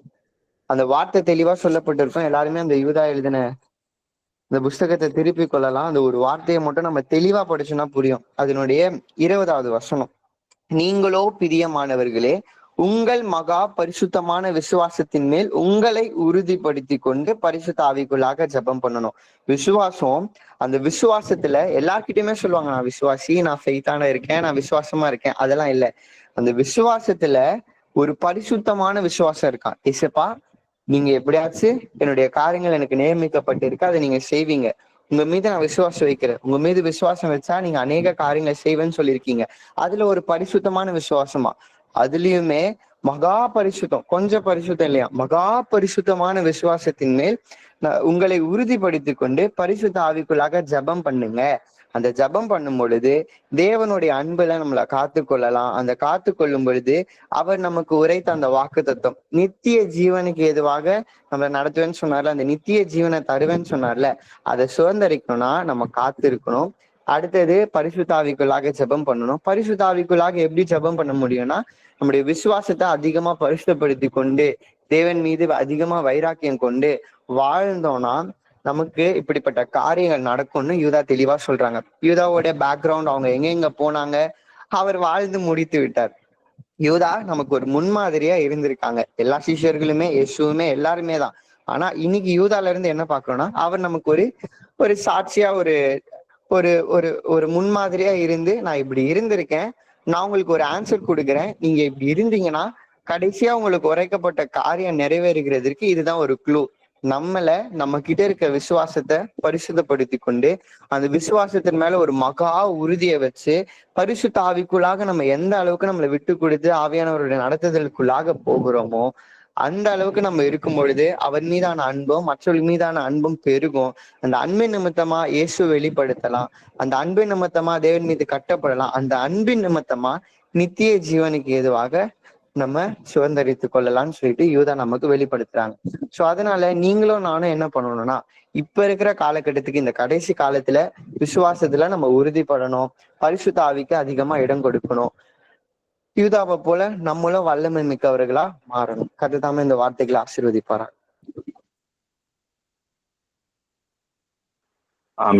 Thank you brother, Mathesh brother. So அடுத்ததாக இன்னும் ஒரு 10 நிமிஷத்துல மீட்டிங் முடிய போகுது. ஸோ பைபிள் ஸ்டடி ஸ்டூடெண்ட்ஸ் உங்களுக்கான உங்க பைபிள் ஸ்டடி ஸ்டாஃப் வெயிட் பண்ணிட்டு இருக்காங்க. பைபிள் ஸ்டடியில போயிட்டு ஜாயின் பண்ணுங்க. ஸோ அடுத்ததாக எஸ்தர் அவர்கள் ஆயத்தமா இருக்காங்க நினைக்கிறேன். ஸோ எஸ்தர் அவர்கள் ஜானை குறித்து பேச ஆயத்தமா இருக்காங்க. சிஸ்டர், நீங்க பேசுறீங்க சரி குறித்து. Praise the Lord. நம்ம இயேசுவோடு இருந்த அப்போஸ்தலர்களை குறித்து தியானித்துட்டு இருக்கோம். இப்போது அப்போஸ்தலனாகிய யோவானை குறித்து பார்க்கலாம். யோவான் என்பதற்கான அர்த்தம் த லார்ட் இஸ் கிரேஷியஸ், கர்த்தர் கிருபையுள்ளவர். இவருடைய நேட்டிவ் பெத்சாயிதா. இவருடைய பெற்றோர் செபதேயு சலோமி. செபதேயு சலோமியுடைய கடைசி மகனாக இந்த யோவான் பிறந்தார். இயேசுவோடு இருந்த 12 அப்போஸ்தலர்கள்ல ரொம்ப சின்ன வயதுடையவர், இளையவர் என்று பார்த்தா இந்த யோவான் தான். அதே மாதிரி எல்லா அப்போஸ்தலர்களை விட வெகு காலம் வாழ்ந்தவரும் இந்த யோவான் தான். இவருடைய தகப்பனாகிய செபதேயுவுக்கு அநேக படகுகள் உண்டு. அது மட்டுமின்றி நிறைய வேலைக்காரர்கள் உண்டு. ரொம்ப கடுமையா உழைக்கிறவங்க, அதனால நல்ல வசதி படைத்தவர்கள். இயேசுவோடு இவர் சேர்ந்து ஊழியம் செய்கிற வரைக்கும் வறுமை இன்னதென்று அந்த யோவான் அறியாதிருந்தார். இவங்களோட பார்ட்னரா இருந்தவங்க தான் அந்த பேதுரு, அந்திரியா இவங்க எல்லாம். இவருடைய சகோதரனாகிய யாக்கோபும் இவரும் இணைந்து தன்னுடைய அப்பாவோட சேர்ந்து இந்த வேலையை செய்துட்டு இருந்தாங்க. எப்படி இவர் ஊழியத்துக்குள்ள வந்தார் அப்படின்னு நம்ம பார்த்தோம்னா, இயேசுவுக்கு வழியை ஆயத்தப்படுத்தின யோவான் ஸ்நானன் அவர் வந்து மனம் திரும்புங்கள் பரலோக ராஜ்யம் சமீபித்திருக்கிறதுன்னு சொல்லும் போதே யோவான் ஸ்நானனுக்கு சீஷனாக முதலாவது இந்த யோவான் திகழ்ந்தார். அதன் பிற்பாடு அவரே இயேசு கிறிஸ்துவை பார்த்த பிற்பாடு இதோ உலகத்தின் பாவத்தை சுமந்து தீர்க்கிற தேவ ஆட்டுக்குட்டின்னு இயேசு கிறிஸ்துவை குறித்து சொன்ன உடனே இந்த யோவான் புரிந்து கொண்டார், இவர் யோவான் ஸ்நானன் வழியை ஆயத்தப்படுத்துகிறவர் தான், வருகிற இந்த தேவ ஆட்டுக்குட்டி தான் மெய்யான மேசியா என்று உடனே அவர் இயேசு கிறிஸ்துவண்டை வந்து சேர்ந்தார். ஆனா அவருடைய அந்த முதலாவது அவருக்கு இருந்த குருவாக இருந்த அந்த யோவான் ஸ்நானனுடைய ஒரு வார்த்தை இந்த யோவானுடைய இருதயத்திலே ஆழமாக பதிந்தது. அது என்னவென்றால் இயேசு கிறிஸ்துவை குறித்து சொல்லப்பட்ட தேவாட்டுக்குட்டி. அதனாலதான் அவர் எழுதின அந்த வெளிப்படுத்தின விசேஷத்துல இயேசு கிறிஸ்துவை குறித்து 20க்கும் அதிகப்பட்ட நேரத்துல இயேசு கிறிஸ்துவை தேவாட்டுக்குட்டி, ஆட்டுக்குட்டி என்ற வேர்டை வந்து அடிக்கடி அவர் மென்ஷன் பண்ணியிருப்பார். இந்த யோவான் சுவிசேஷத்தை இவர் எழுதினாலும் தான் எழுதினதாக அவர் குறிப்பிடாமல் அவருடைய அன்பான சீஷன் என்றே சொல்லியிருப்பார். வேதத்துல பார்க்கிறோம், இயேசு கிறிஸ்து இந்த யோவானுக்கும் இவருடைய சகோதரனாகிய யாக்கோபுக்கும் தான் இடிமுழக்கத்தின் மக்கள், அதாவது பொவர்னெக்கேஸ் என்று பேர் வைத்திருக்காங்க. எதுக்காக இப்படி பேர் வச்சாங்க அப்படின்னு பார்த்தோம்னா, இவங்க 2 பேருமே கொஞ்சம் சவுண்ட் பர்சன்ஸ். எதானாலுமே இப்ப நம்ம சில விஷயங்களை நம்ம கண்டுக்காம போயிடுவோம் இல்லையா, அப்படிப்பட்டவங்க இவங்க கிடையாது. இவங்களுடைய ஆரம்ப நிலை அப்படி இல்லை. நம்ம பாக்குறோம், சமாரிய மக்கள் வந்து சுவிசேஷத்தை ஏற்றுக்கொள்ளல என்ற உடனே அவங்களுக்கு வந்து கோபம் வருது. இயேசுக்கு கீழே தான் அப்போஸ்தலர்களா இருக்காங்க, ஆனாலும் அந்த சகிப்புத்தன்மை இல்லாம உடனே அவங்க வந்து சொல்றாங்க, எலியாவை போல நீங்களும் அக்கினியை வந்து இறக்கி இவங்களை வந்து அழித்திடலாம் அப்படின்னு. நம்ம லூக்கா 9:52-56 பாக்குறோம். அதே போல லூக்கா 9:49-50 பார்க்கும்போது இயேசுவோடு சேர்ந்திராத ஒரு ஆள் இயேசுவின் நாமத்துல பிசாசை துரத்தின உடனே இந்த யோவான் போய் அவரை தடுக்கிறார், அங்க வார்த்தைகளை கொப்பளிக்கிறார். இதையும் வந்து இயேசுவின் இடத்துல சொல்றார். இப்படி பல இடங்களில வார்த்தைகளை அதிகமா பேசுறதுனாலதான் இயேசு கிறிஸ்து இவங்க 2 பேருக்கும் இடிமுழக்கத்தின் மக்கள் என்று பெயர் வைத்தார். ஆனால் இப்படி இருந்தவர்கள் இயேசுவோடு இந்த யோவான் இருந்ததுனால ரொம்ப சாஃப்ட் பர்சனா மாறிட்டாரு, இயேசுக்கு அன்பான சேஷனா மாறினாரு. நம்ம தொடர்ந்து பாக்குறோம், இயேசுவின் மார்பில இருக்கக்கூடியவரா அந்த 12 பேர்லயே ரொம்ப இயேசப்பாக்கு ரொம்ப க்ளோஸ் ஆனவர் இந்த யோவான் தான். மாத்திரமல்ல இயேசுவும் இவரை அதிகமாக நேசித்தார். இயேசு வந்து சில இடங்கள்ல அந்த 12 பேரோட போக மாட்டார், ஒரு முக்கியமான 3 பேரோட போவார். அதுல இந்த யோவானும் ஒருத்தர். நம்ம ஏற்கனவே கேட்டோம், யவீருவின் மகளை குணமாக்க எழுப்ப போகும்போது மார்க் 5:37 பார்க்கும்போது இந்த யோவான் போனார். அதே போல பேதுருவின் மாமியை சுகமாக்க போகும்போது இந்த யோவான் போனார். மாத்திரமல்ல இந்த இயேசுவோடு இருந்த அப்போஸ்தலர்கள் எல்லாருமே வயதுல வந்து பெரியவங்க, இவர் மட்டும்தான் வயதுல சின்னவர். நம்ம எப்பவுமே ஒரு முக்கியமான பொறுப்பை, ஒரு பெரிய ரெஸ்பான்சிபிலிட்டிய வயசுல பெரியவங்கள்ட்ட கொடுப்போம். ஆனா இயேசு இந்த யோவானை அதிகமாக நம்பினதுனால தன்னுடைய கடைசி நேரத்துல தன்னுடைய தாயை அதோ உன் தாய் என்று சொல்லி இந்த யோவானுடைய கரத்துலதான் கொடுத்தார். யோவான் 19:26 இதை பார்க்கிறோம். தொடர்ந்து இந்த யோவான் இயேசு பரமேறிட்ட பிற்பாடு ஊழியம் செய்தார். பேதுரும் யோவானும் அநேக இடங்கள்ல சேர்ந்து ஊழியம் செய்யும் போது யோவானும் சேர்ந்து பேசிய வார்த்தைகள் பேதுரு பேசியதாகவே சொல்லப்பட்டிருக்கு. நம்ம முதல்ல பார்க்கிறோம், அவர் இடிமுழக்கத்தின் மகன். ஆனா தொடர்ந்து ஆண்டவரோடு பயணித்த பிற்பாடு அவர் ரொம்ப சாஃப்ட் பர்சனா மாறிட்டாரு. இந்த யோவானுடைய வார்த்தைகளையும் பேதுரு சொல்லக்கூடிய அளவிற்கு தேவனுடைய அன்பு இவரை வந்து அந்த அளவுக்கு சாஃப்டா மாற்றிட்டு, தொடர்ந்து அவர் அந்த மரியாளை, அதாவது இயேசுவின் தாயாகிய மரியாளை தன்னோட வைத்திருக்கிற வரைக்கும் அவர் எருசலேம்ல இருந்தாரு. அப்புறம் அவங்க அம்மா இறந்துட்ட பிற்பாடு அவர் ரோமுக்கு சென்றாரு.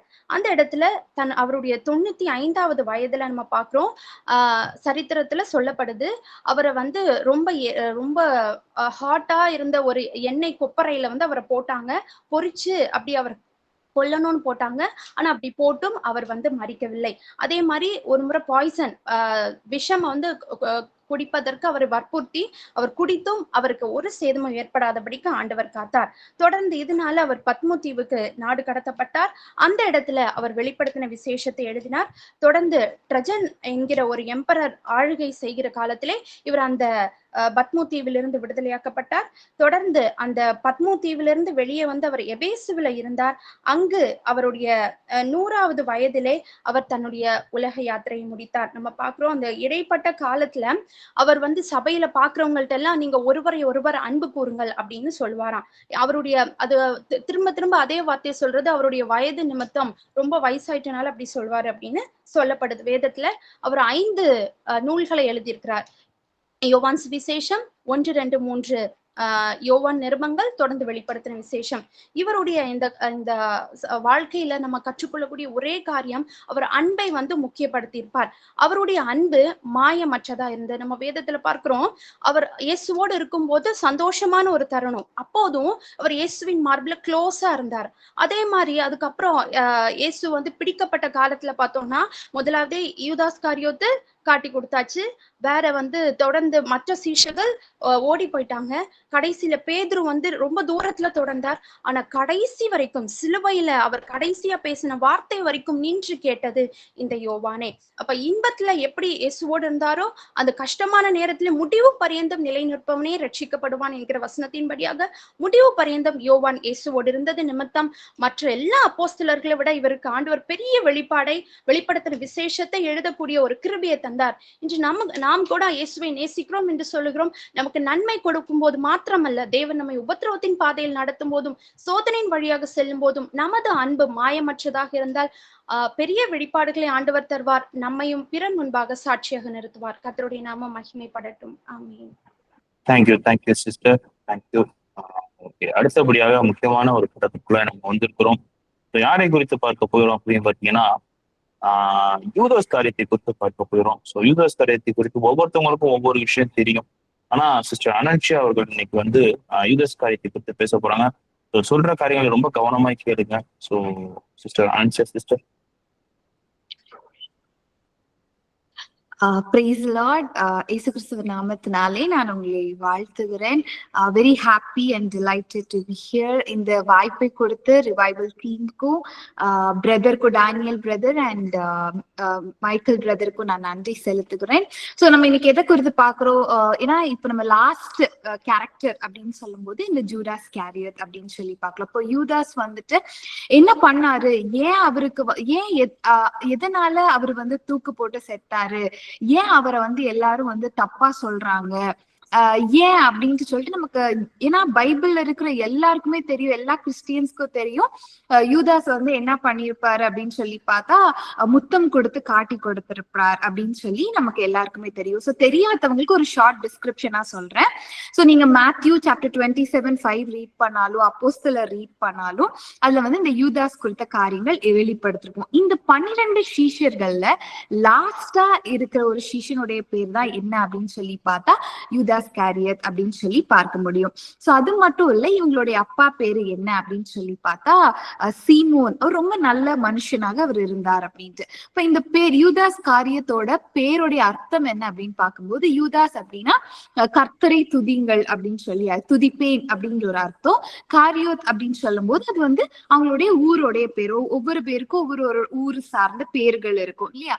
சோ அந்த மாதிரி அந்த காரியோத்ங்கிறது அவருடைய ஊருடைய சார்ந்த யூத குலத்தின் பிளேஸ்ல உள்ள ஒரு பேராக காணப்படுகிறது. அப்போ இயேசு கிறிஸ்து சீஷர்களை செலக்ட் பண்ணும்போது அவர் முழுதும் ஜோம் பண்ணி அவர் என்ன பண்றாரு, பிதாவனத்துல கேட்டுட்டு ஒருத்தரா செலக்ட் பண்ணி வர்றாரு. அவரோட மெயின் விஷன் என்ன அப்படின்னு சொல்லி பார்க்கும்போது, இந்த சீஷர்கள் இயேசுவோடு இருக்கணும், பிறருக்கு சுவிசேஷம் அறிவிக்கணும், அது மாத்திரமல்ல அற்புதங்களை செய்கிறவர்களாக இருக்கணும் அப்படின்னு சொல்லிதான் இயேசு என்ன பண்றாரு, இந்த சீஷர்களை அவர் தெரிந்தெடுத்துக் கொள்கிறார் அப்படின்னு பார்க்க முடியும். ஆனா இந்த ஜூடாஸ் வந்து எப்படி இருந்தாரு அப்படின்னு சொல்லி பார்க்கும்போது மணி மைண்டட் கேரக்டரா இருந்தாரு. அது மாத்திரம் இல்ல, இவர் ரொம்ப டேலண்டடான பர்சன் அப்படின்னு சொல்றாங்க.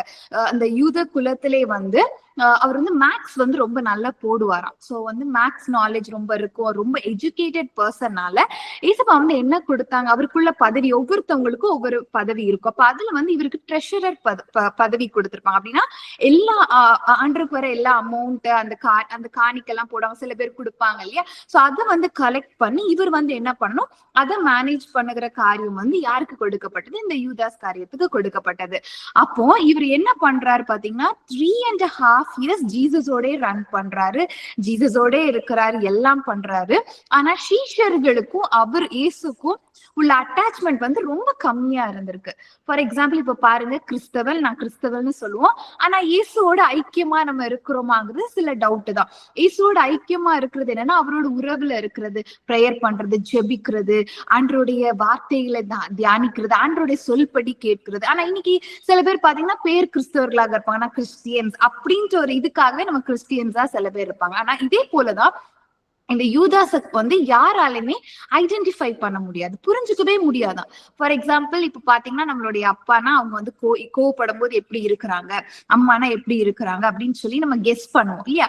ஆனா இந்த யூதாஸ் வந்து என்ன அப்படின்னா அவரால் வந்து அவரோட கேரக்டரே வந்து அவர் என்ன யோசிக்கிறாரு, என்ன பண்றாருங்கிறதே மத்த சீஷர்களுக்கு வந்து என்ன பண்ணாது தெரியாம இருந்தது. அப்படிப்பட்ட ஒரு கேரக்டர்ல அவர் வாழ்ந்துட்டு இருக்கிறாரு. ஏசப்பா என்ன பண்றாருன்னா எல்லாருடைய கால்களை அவர் என்ன பண்றாரு, கழுவுகிறார்.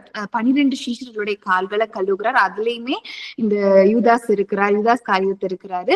ஆனா என்ன அப்படின்னு சொல்லி பார்த்தா ஆண்டருக்கு தெரியும் இவன் தான் என்ன காட்டி கொடுக்க போகிறான், எல்லாமே அவருக்கு தெரியும். ஆனா ஆண்டர் அவர்கிட்ட இருந்து என்ன எதிர்பார்த்திருப்பார் அப்படின்னு சொல்லி பார்க்கும்போது, சரி மனம் திரும்பிட மாட்டானா அப்படிங்கிற ஒரு எதிர்பார்ப்பு ஆண்டர் கிட்ட இருந்திருக்கும். ஆனா எல்லாரும் கடைசி நிமிஷத்துல பாத்தீங்கன்னா ஆண்டர் வந்து ரிவீல் பண்றாரு, ஏன்னா உங்களில் ஒருவன் தான் காட்டி கொடுக்க போறான் அப்படின்னு சொல்லிட்டு. அப்ப வந்து எல்லாருமே வந்து கேட்கிறாங்க, நான் உங்களை காட்டி கொடுக்க போறேன்னா, நான் உங்களை காட்டி கொடுக்க போறேன்னு சொல்லிட்டு எல்லாருக்கும் ஒரு டிஸ்கஷன் வந்து நடந்துட்டே இருக்கு. ஆனா அந்த டைம்ல இந்த யூதாஸ் என்ன பண்ணிருக்கிறான், அமைதியா இருக்கிறான். அப்புறம் ஏசப்பா சொல்வார், நீ தான் என்ன காட்டி கொடுக்க போற அப்படின்னு சொன்னோன்னா இவன் என்ன பண்ணுவான், தந்திரமா அன்று துணிக்கைகள்ல எடுத்து எல்லாருக்கும் ஒரு விஷயத்த கொடுக்கும் போது இந்த யூதாஸ் என்ன பண்ணுவான், அந்த 30 வெள்ளி காசுக்காக என்ன பண்ணுவான், முத்தமிட்டு இயேசு கிறிஸ்துவை காட்டி கொடுப்பான். ஏன் முத்தமிட்டு காட்டி கொடுக்க வேண்டும் அப்படின்னு சொல்லும் போது அங்க இருக்கிற இப்ப ஃபார் எக்ஸாம்பிள் பாத்தீங்கன்னா ஒரே ஊர்ல ஒரே ஜனங்கள் ஒரு இப்ப பாத்தீங்கன்னா மிசோராம்காரவங்க பாத்தீங்கன்னா நம்ம பார்த்தாலே மிசோராம் பீப்புள்ஸ் ஐடென்டிஃபை பண்ணலாம், தமிழ்நாடு பீப்புள்ஸ் நம்ம ஐடென்டிஃபை பண்ணலாம், ஒவ்வொரு பீப்புள்ஸையும் நம்ம ஒரு பார்வையிலே நம்ம ஐடென்டிஃபை பண்ணிடலாம்.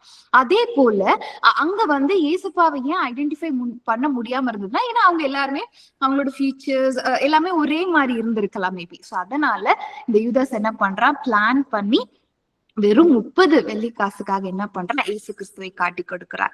சோ வந்து இது அதுக்கப்புறம் என்ன நடந்துச்சு அப்படின்னு பார்க்கும்போது அவனால மன வேதனை தாங்க முடியாம அவன் தூக்கு போட்டு சாகுறான். 2 விதம் வசனம் சொல்லியிருக்கு. ஒண்ணு வந்து தூக்கு போட்டு அவன் செத்துருப்பான்னு பாக்குறோம், இன்னொரு அப்போஸ்தலர்ல நீங்க பார்க்கும்போது வயிறு வெடிச்சு அவர் வந்து இறந்திருப்பாரு அப்படின்னு சொல்லி பார்க்கிறோம். ஆனா உண்மையா நடந்த சம்பவம் என்னன்னா இவரால மனவேதனை தாங்க முடியாம மலையின் மீது ஏறி போய் அவர் தூக்கு போடும்போது அவருடைய பாடியோட வெயிட் அந்த மரம் தாங்காததுனால அவர் என்ன பண்ணுவார், கீழே விழுந்து அந்த மரத்துல உள்ள அந்த லீவ்ஸ் எல்லாமே அவரோட வயிற்றின் பகுதியில பட்டு என்ன ஆயிருக்கும், குடல் வந்து பிசுங்கி இந்த குடல்ல இருக்கிறது எல்லாமே வெளியே வந்து அவர் அது சொல்லுவாங்கல்ல நாண்டுட்டு சாவாங்கன்னு சொல்லுவாங்களா, அந்த மாதிரி ஒரு சாவு அவருக்கு ஏற்பட்டது. ஏன் இது ஏற்பட்டது, இயேசுவோடு இருந்தார் தானே. இயேசுவோடு இருந்த பேதுரு வந்து மறுதளித்தும் இசப்பா என்னை மன்னிச்சிருங்க, என்னை ஏற்றுக்கோங்கன்னு சொல்லிட்டு அவரோட கால்ல போய் அவருக்கு கெஞ்சும் போது கூட இசப்பா விட்டுட்டாரு. ஆனா யூதாஸால அது பண்ண முடியல. காரணம் சாத்தான் அப்படியே அவரை என்ன பண்ணிட்டான், அப்படியே வந்து பாவ காரியத்துல அவனை இது பண்ணிட்டான்ட்டு பார்க்க முடியும். ஆனா இயேசுவோட தான் இருந்தார். இயேசுவோட இருந்த யூதாஸ் என்ன பண்ண முடியல, கடவுளை பின்பற்ற முடியல, கடவுளுக்காக நிற்க முடியல. இன்னைக்கு நம்மளும் இயேசுவோட தான் இருக்கிறோம். ஆனா நம்ம ஸ்பிரிச்சுவல் லைஃப் எப்படி இருக்குது, எல்லா சீஷர்களை பார்த்தோம், ஆனா இந்த சீஷரை பார்த்து மட்டும் நம்ம சொல்றோம் இவங்கள மாதிரி இருக்க வேண்டாம். ஏன்னா அப்படி ஒரு காரியத்தை இவர் பண்ணாரு. ஆனா அவர் பண்ணியிருந்தாருன்னா, இசப்பா என்ன மன்னிச்சிருங்க, நான் தெரியாம பண்ணிட்டேன், எனக்கு ஒரு ரட்சிப்பை நீங்க கொடுங்க, ஆண்டவர் நினைச்சா அந்த ரட்சிப்பை கொடுத்துக்கலாம். ஆனா அந்த ரட்சிப்பையும் அவர் இழந்து விட்டார். காரணம் அந்த பாவம், அந்த மன கஷ்டம். அதே போலதான் இங்க இருக்கிற ஒவ்வொரு யங்ஸ்டர்ஸ்க்கு நான் சொல்லக்கூடிய காரியம் என்னன்னா, என்ன சொல்றேன் அப்படின்னா, ஈவன் உங்களுக்குள்ள நீங்க பயங்கரமான ஒரு காரியம் வச்சிருக்கலாம், உங்களால அது வந்து நோ சொல்ல முடியாம அந்த காரியங்கள் இருந்துட்டே இருக்கலாம், ரொம்ப கஷ்டத்தோட நீங்க காணப்பட்டுட்டே இருக்கலாம். ஆனா ஏசப்பா கிட்ட போய் ஏசப்பா என்னை மன்னிச்சிருங்க, என்னை ஏற்றுக்கோங்க அப்படின்னு சொல்லி சொல்லும் போது அவர் என்ன பண்ணுகிறார்? ஏற்றுகிற தேவனாக இருக்கிறார். இங்க நம்ம பேதுருவை பார்க்கலாம். இன்னொரு சைட்ல வந்து பார்க்கும்போது யூதாஸை பார்க்கும்போது இவர் பேதுரு மறுதளித்தும் இயேசு கிட்ட மன்னிப்பு கேட்டு அவர் என்ன பண்ணாரு? ரட்சிப்பை பெற்றுக்கொண்டு ஊழியத்தை பண்ண ஆரம்பிச்சார். ஆனா இந்த யூதாஸ் வந்து என்ன பண்ணாரு? அவர் வந்து அப்ப கூட இயேசுப்பாவை என்ன பண்ணல, உணராதபடிக்கு அவர் என்ன பண்ணாரு? அவருடைய வாழ்க்கையே வந்து ரொம்ப மோசமான ஒரு விதத்துல அவர் மரித்து போனார் அப்படின்னு சொல்லி பார்க்கிறோம். அவருக்கு வந்து பேர் என்னன்னு சொல்லி பாத்தீங்கன்னா திருடன்னு சொல்லுவாங்க. திருடன் அப்படின்னு சொல்லி யோவான் 12ஆம் அதிகாரம் 6ஆம் வசனத்துல சொல்லி, கேட்டின் மகன் அப்படின்னா அந்தி கிறிஸ்துவின் மகன் அப்படின்னு சொல்லி யோவான் 17:17 சொல்லியிருக்கிறாங்க. துரோகி அப்படின்னு சொல்லி லூக்கா 6:16 சொல்லியிருக்கிறாங்க. பிசாசு அப்படின்னு சொல்லிட்டு யோவான் 6:70 சொல்லியிருக்காங்க. சோ இதெல்லாம் எதுக்கு?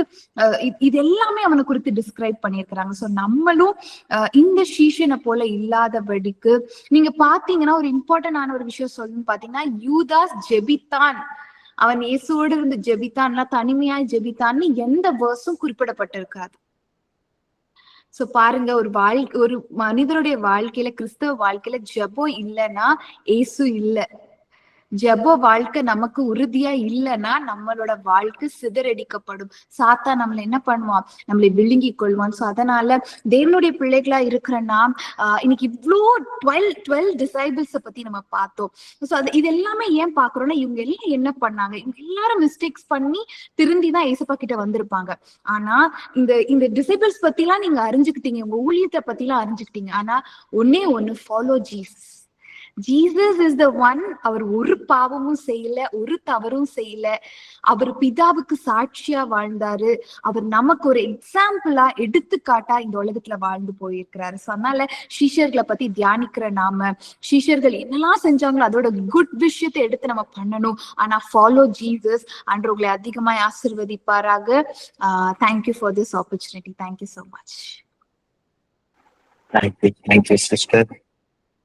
யூதாஸ் குறித்து ரொம்ப தெளிவாக அருமையா சொன்னீங்க. Thank you sister. நிச்சயம். ஸோ நம்ம எண்டிங் டைம்க்கு வந்துட்டோம். டைம் 10 மணி ஆக போகுது. ஒரே ஒரு விஷயத்த மாத்திரம் நான் சொல்லிட்டு மீட்டிங்கை முடிக்கிறேன்னு நினைக்கிறேன். என்னன்னு பாத்தீங்க அப்படின்னா, யூதாஸ் எனக்கு அது வந்து பைபிள்ல கிடையாது. எனக்கு ஒரு சொன்னாங்க, நான் ஜஸ்ட் ஷேர் பண்றேன். யூதாஸ் காரியத்தை வந்து இந்த லாஸ்ட் டைம்ல அப்படி ஒரு பணத்துக்காண்டி பண்ணியிருந்தாப்புல அப்படின்னாலும், அதை தாண்டி அவர் என்ன ஒரு விஷயத்துக்காண்டி பண்ணியிருந்தாருன்னா, அவருடைய அற்புதம் அதிசயத்தை வந்து இந்த உலகத்துக்கு இது மூலியமாவது காட்டிடணும் அப்படின்னு சொல்லிட்டு நினைச்சிட்டு அந்த டைம்ல வந்து அந்த மாதிரி பண்ணாராமா. இது வந்து ஒரு சிலவங்க சொன்னாங்க, ஒரு வேத அறிஞர்கள் இப்படி சொல்றாங்க அப்படின்னு சொல்லிட்டு சொன்னாங்க. ஸோ ஆண்டவரை வந்து அப்படிதான் மேக் பண்ணி காட்டணும், இப்படிதான் மேக் பண்ணி காட்டணும்னு கிடையாது. ஸோ ஆண்டவர் இயேசு கிறிஸ்து எப்படி சொல்லியிருக்காரோ, ஸோ அந்த முறையில வந்து இயேசு கிறிஸ்துவை குறித்து நம்ம வெளிப்படுத்த வேண்டுமே தவிர எந்த மாதிரி நம்ம வெளிப்படுத்தக்கூடாது. ஸோ இந்த மீட்டிங்ல 12 சிஷ்யர்களை குறித்து நம்ம தெளிவாய் அறிந்திருப்போம். ரொம்ப யூஸ்ஃபுல்லா இருந்திருக்கும்னு நினைக்கிறேன். உங்களுக்கும் இருந்திருக்கும்னு நினைக்கிறேன். ஸோ இவ்வளவு நேரம் வெயிட் பண்ண எல்லாருக்கும் தேங்க்யூ. ஸோ கடைசியா ஒரே ஒரு விஷயம் நான் மறுபடியும் ஒரு தடவை சொல்லியிருந்தேன். ஆகஸ்ட் 30ஆம் தேதி தென்காசி மாவட்டத்துல இயேசு விடுவிக்கிறார் கேம்பஸ்ல ஆகஸ்ட் 30ஆம் தேதி ஆஃப்லைன் ப்ரேயர் மீட்டிங் அரேஞ்ச் பண்ணியிருக்கோம். ஸோ அந்த சர்க்கிள் இருக்கவங்க தயவு கொண்டு வந்து ஜாயின் பண்ணிக்கோங்க. ஸோ அந்த நம்பர் வந்து உங்களுக்கு வாட்ஸ்அப் இதுல வந்து கூகுள் மீட்ல மெசேஜ்ல உங்களுக்கு சென்ட் பண்ணுவாங்க. ஸோ கோஆர்டினேட்டர் நம்பரும் இருக்கு, என்னுடைய நம்பரும் அதுல நான் மென்ஷன் பண்ணியிருக்கேன். ஸோ தயவு கூர்ந்து நீங்க வரணும்னு சொல்லிட்டு நான் ரொம்ப ஆசைப்படுறேன். ஸோ நீங்க கண்டிப்பா வாங்க. உங்களுக்கான ஃபுட்டு சப்போஸ் நீங்க முந்தின நாளே நீங்க வந்தீங்கனாலுமே ஒன்றும் ப்ராப்ளம் கிடையாது. ஸோ நாங்கள் அரேஞ்ச் பண்ணி கொடுத்துருவோம் நீங்க ஸ்டே பண்றதுக்கு. ஸோ என்னுடைய நம்பர் இதுல உங்களுக்கு போட்டிருக்கேன். ஸோ பார்த்துக்கோங்க. ஓகே, போட்டுருக்காங்க. ஸோ இதுதான். ஸோ நீங்க வந்து எல்லாருக்குமே தேங்க்யூ. ஸோ நம்ம செபிச்சு நம்ம முடிச்சிடலாம். அதிகமாக நேசிக்கிறேன் எங்கள் அன்பு தகப்பனே, இந்த நாளைக்கு ஒட்டுமை கை கொண்டாடு ஸ்தோத்திரம் ஆண்டவரே. இந்த ஆண்டவர் 2 மணி நேரமாக ஆண்டவரைப்பான் சீஷர்களை குறித்து உம்மோடு இருந்தவர்களை குறித்து நாங்கள் தியானித்தோம், அறிந்தோம் ஆண்டவரைப்பான். அதே போல அந்த சீஷர்களை போல ஆண்டவரை யாரை போல இருக்க வேண்டும், யாரை போல இருக்கக்கூடாது என்பதை நாங்கள் நல்லா அறிந்து அந்த முறைப்படி நாங்கள் வாழ தேவன் எங்களை கிருபை செய்யுங்கள். நாங்கள் செபிக்கிறோம். பாதுகாத்து எடுத்துங்க ஆண்டவரே. ஒவ்வொருவரும் நாங்கள் ஆண்டவரை சீஷர்களாய் மாற தேவன் எங்களை கிருபை செய்யுங்கள் செபிக்கிறோம். ஆண்டவரே, இரவு நேரத்தில் தூங்கும்போது தேவன் ஆண்டவரை பாதுகாத்து செபிக்கிறோம். இயேசு கிறிஸ்து நாமத்தில் செபிக்கிறோம் நல்ல பிதாவே, ஆமென். என் ஆத்மாவை கர்த்தரை ஸ்தோத்திரி, முழுவதுமே பரிசுத்த நாமத்தை ஸ்தோத்திரி. என் ஆத்மாவை கர்த்தரை ஸ்தோத்திரி, கர்த்தர் செய்த சகல உபகாரங்களையும் மறவாதே. ஆமென். Praise Lord, praise Lord, praise Lord, praise Lord everyone. நம்ம லெஃப்ட் ஆயிக்குவோம், மீட்டிங் எண்ட் பண்ணிக்குவோம். தேங்க்யூ.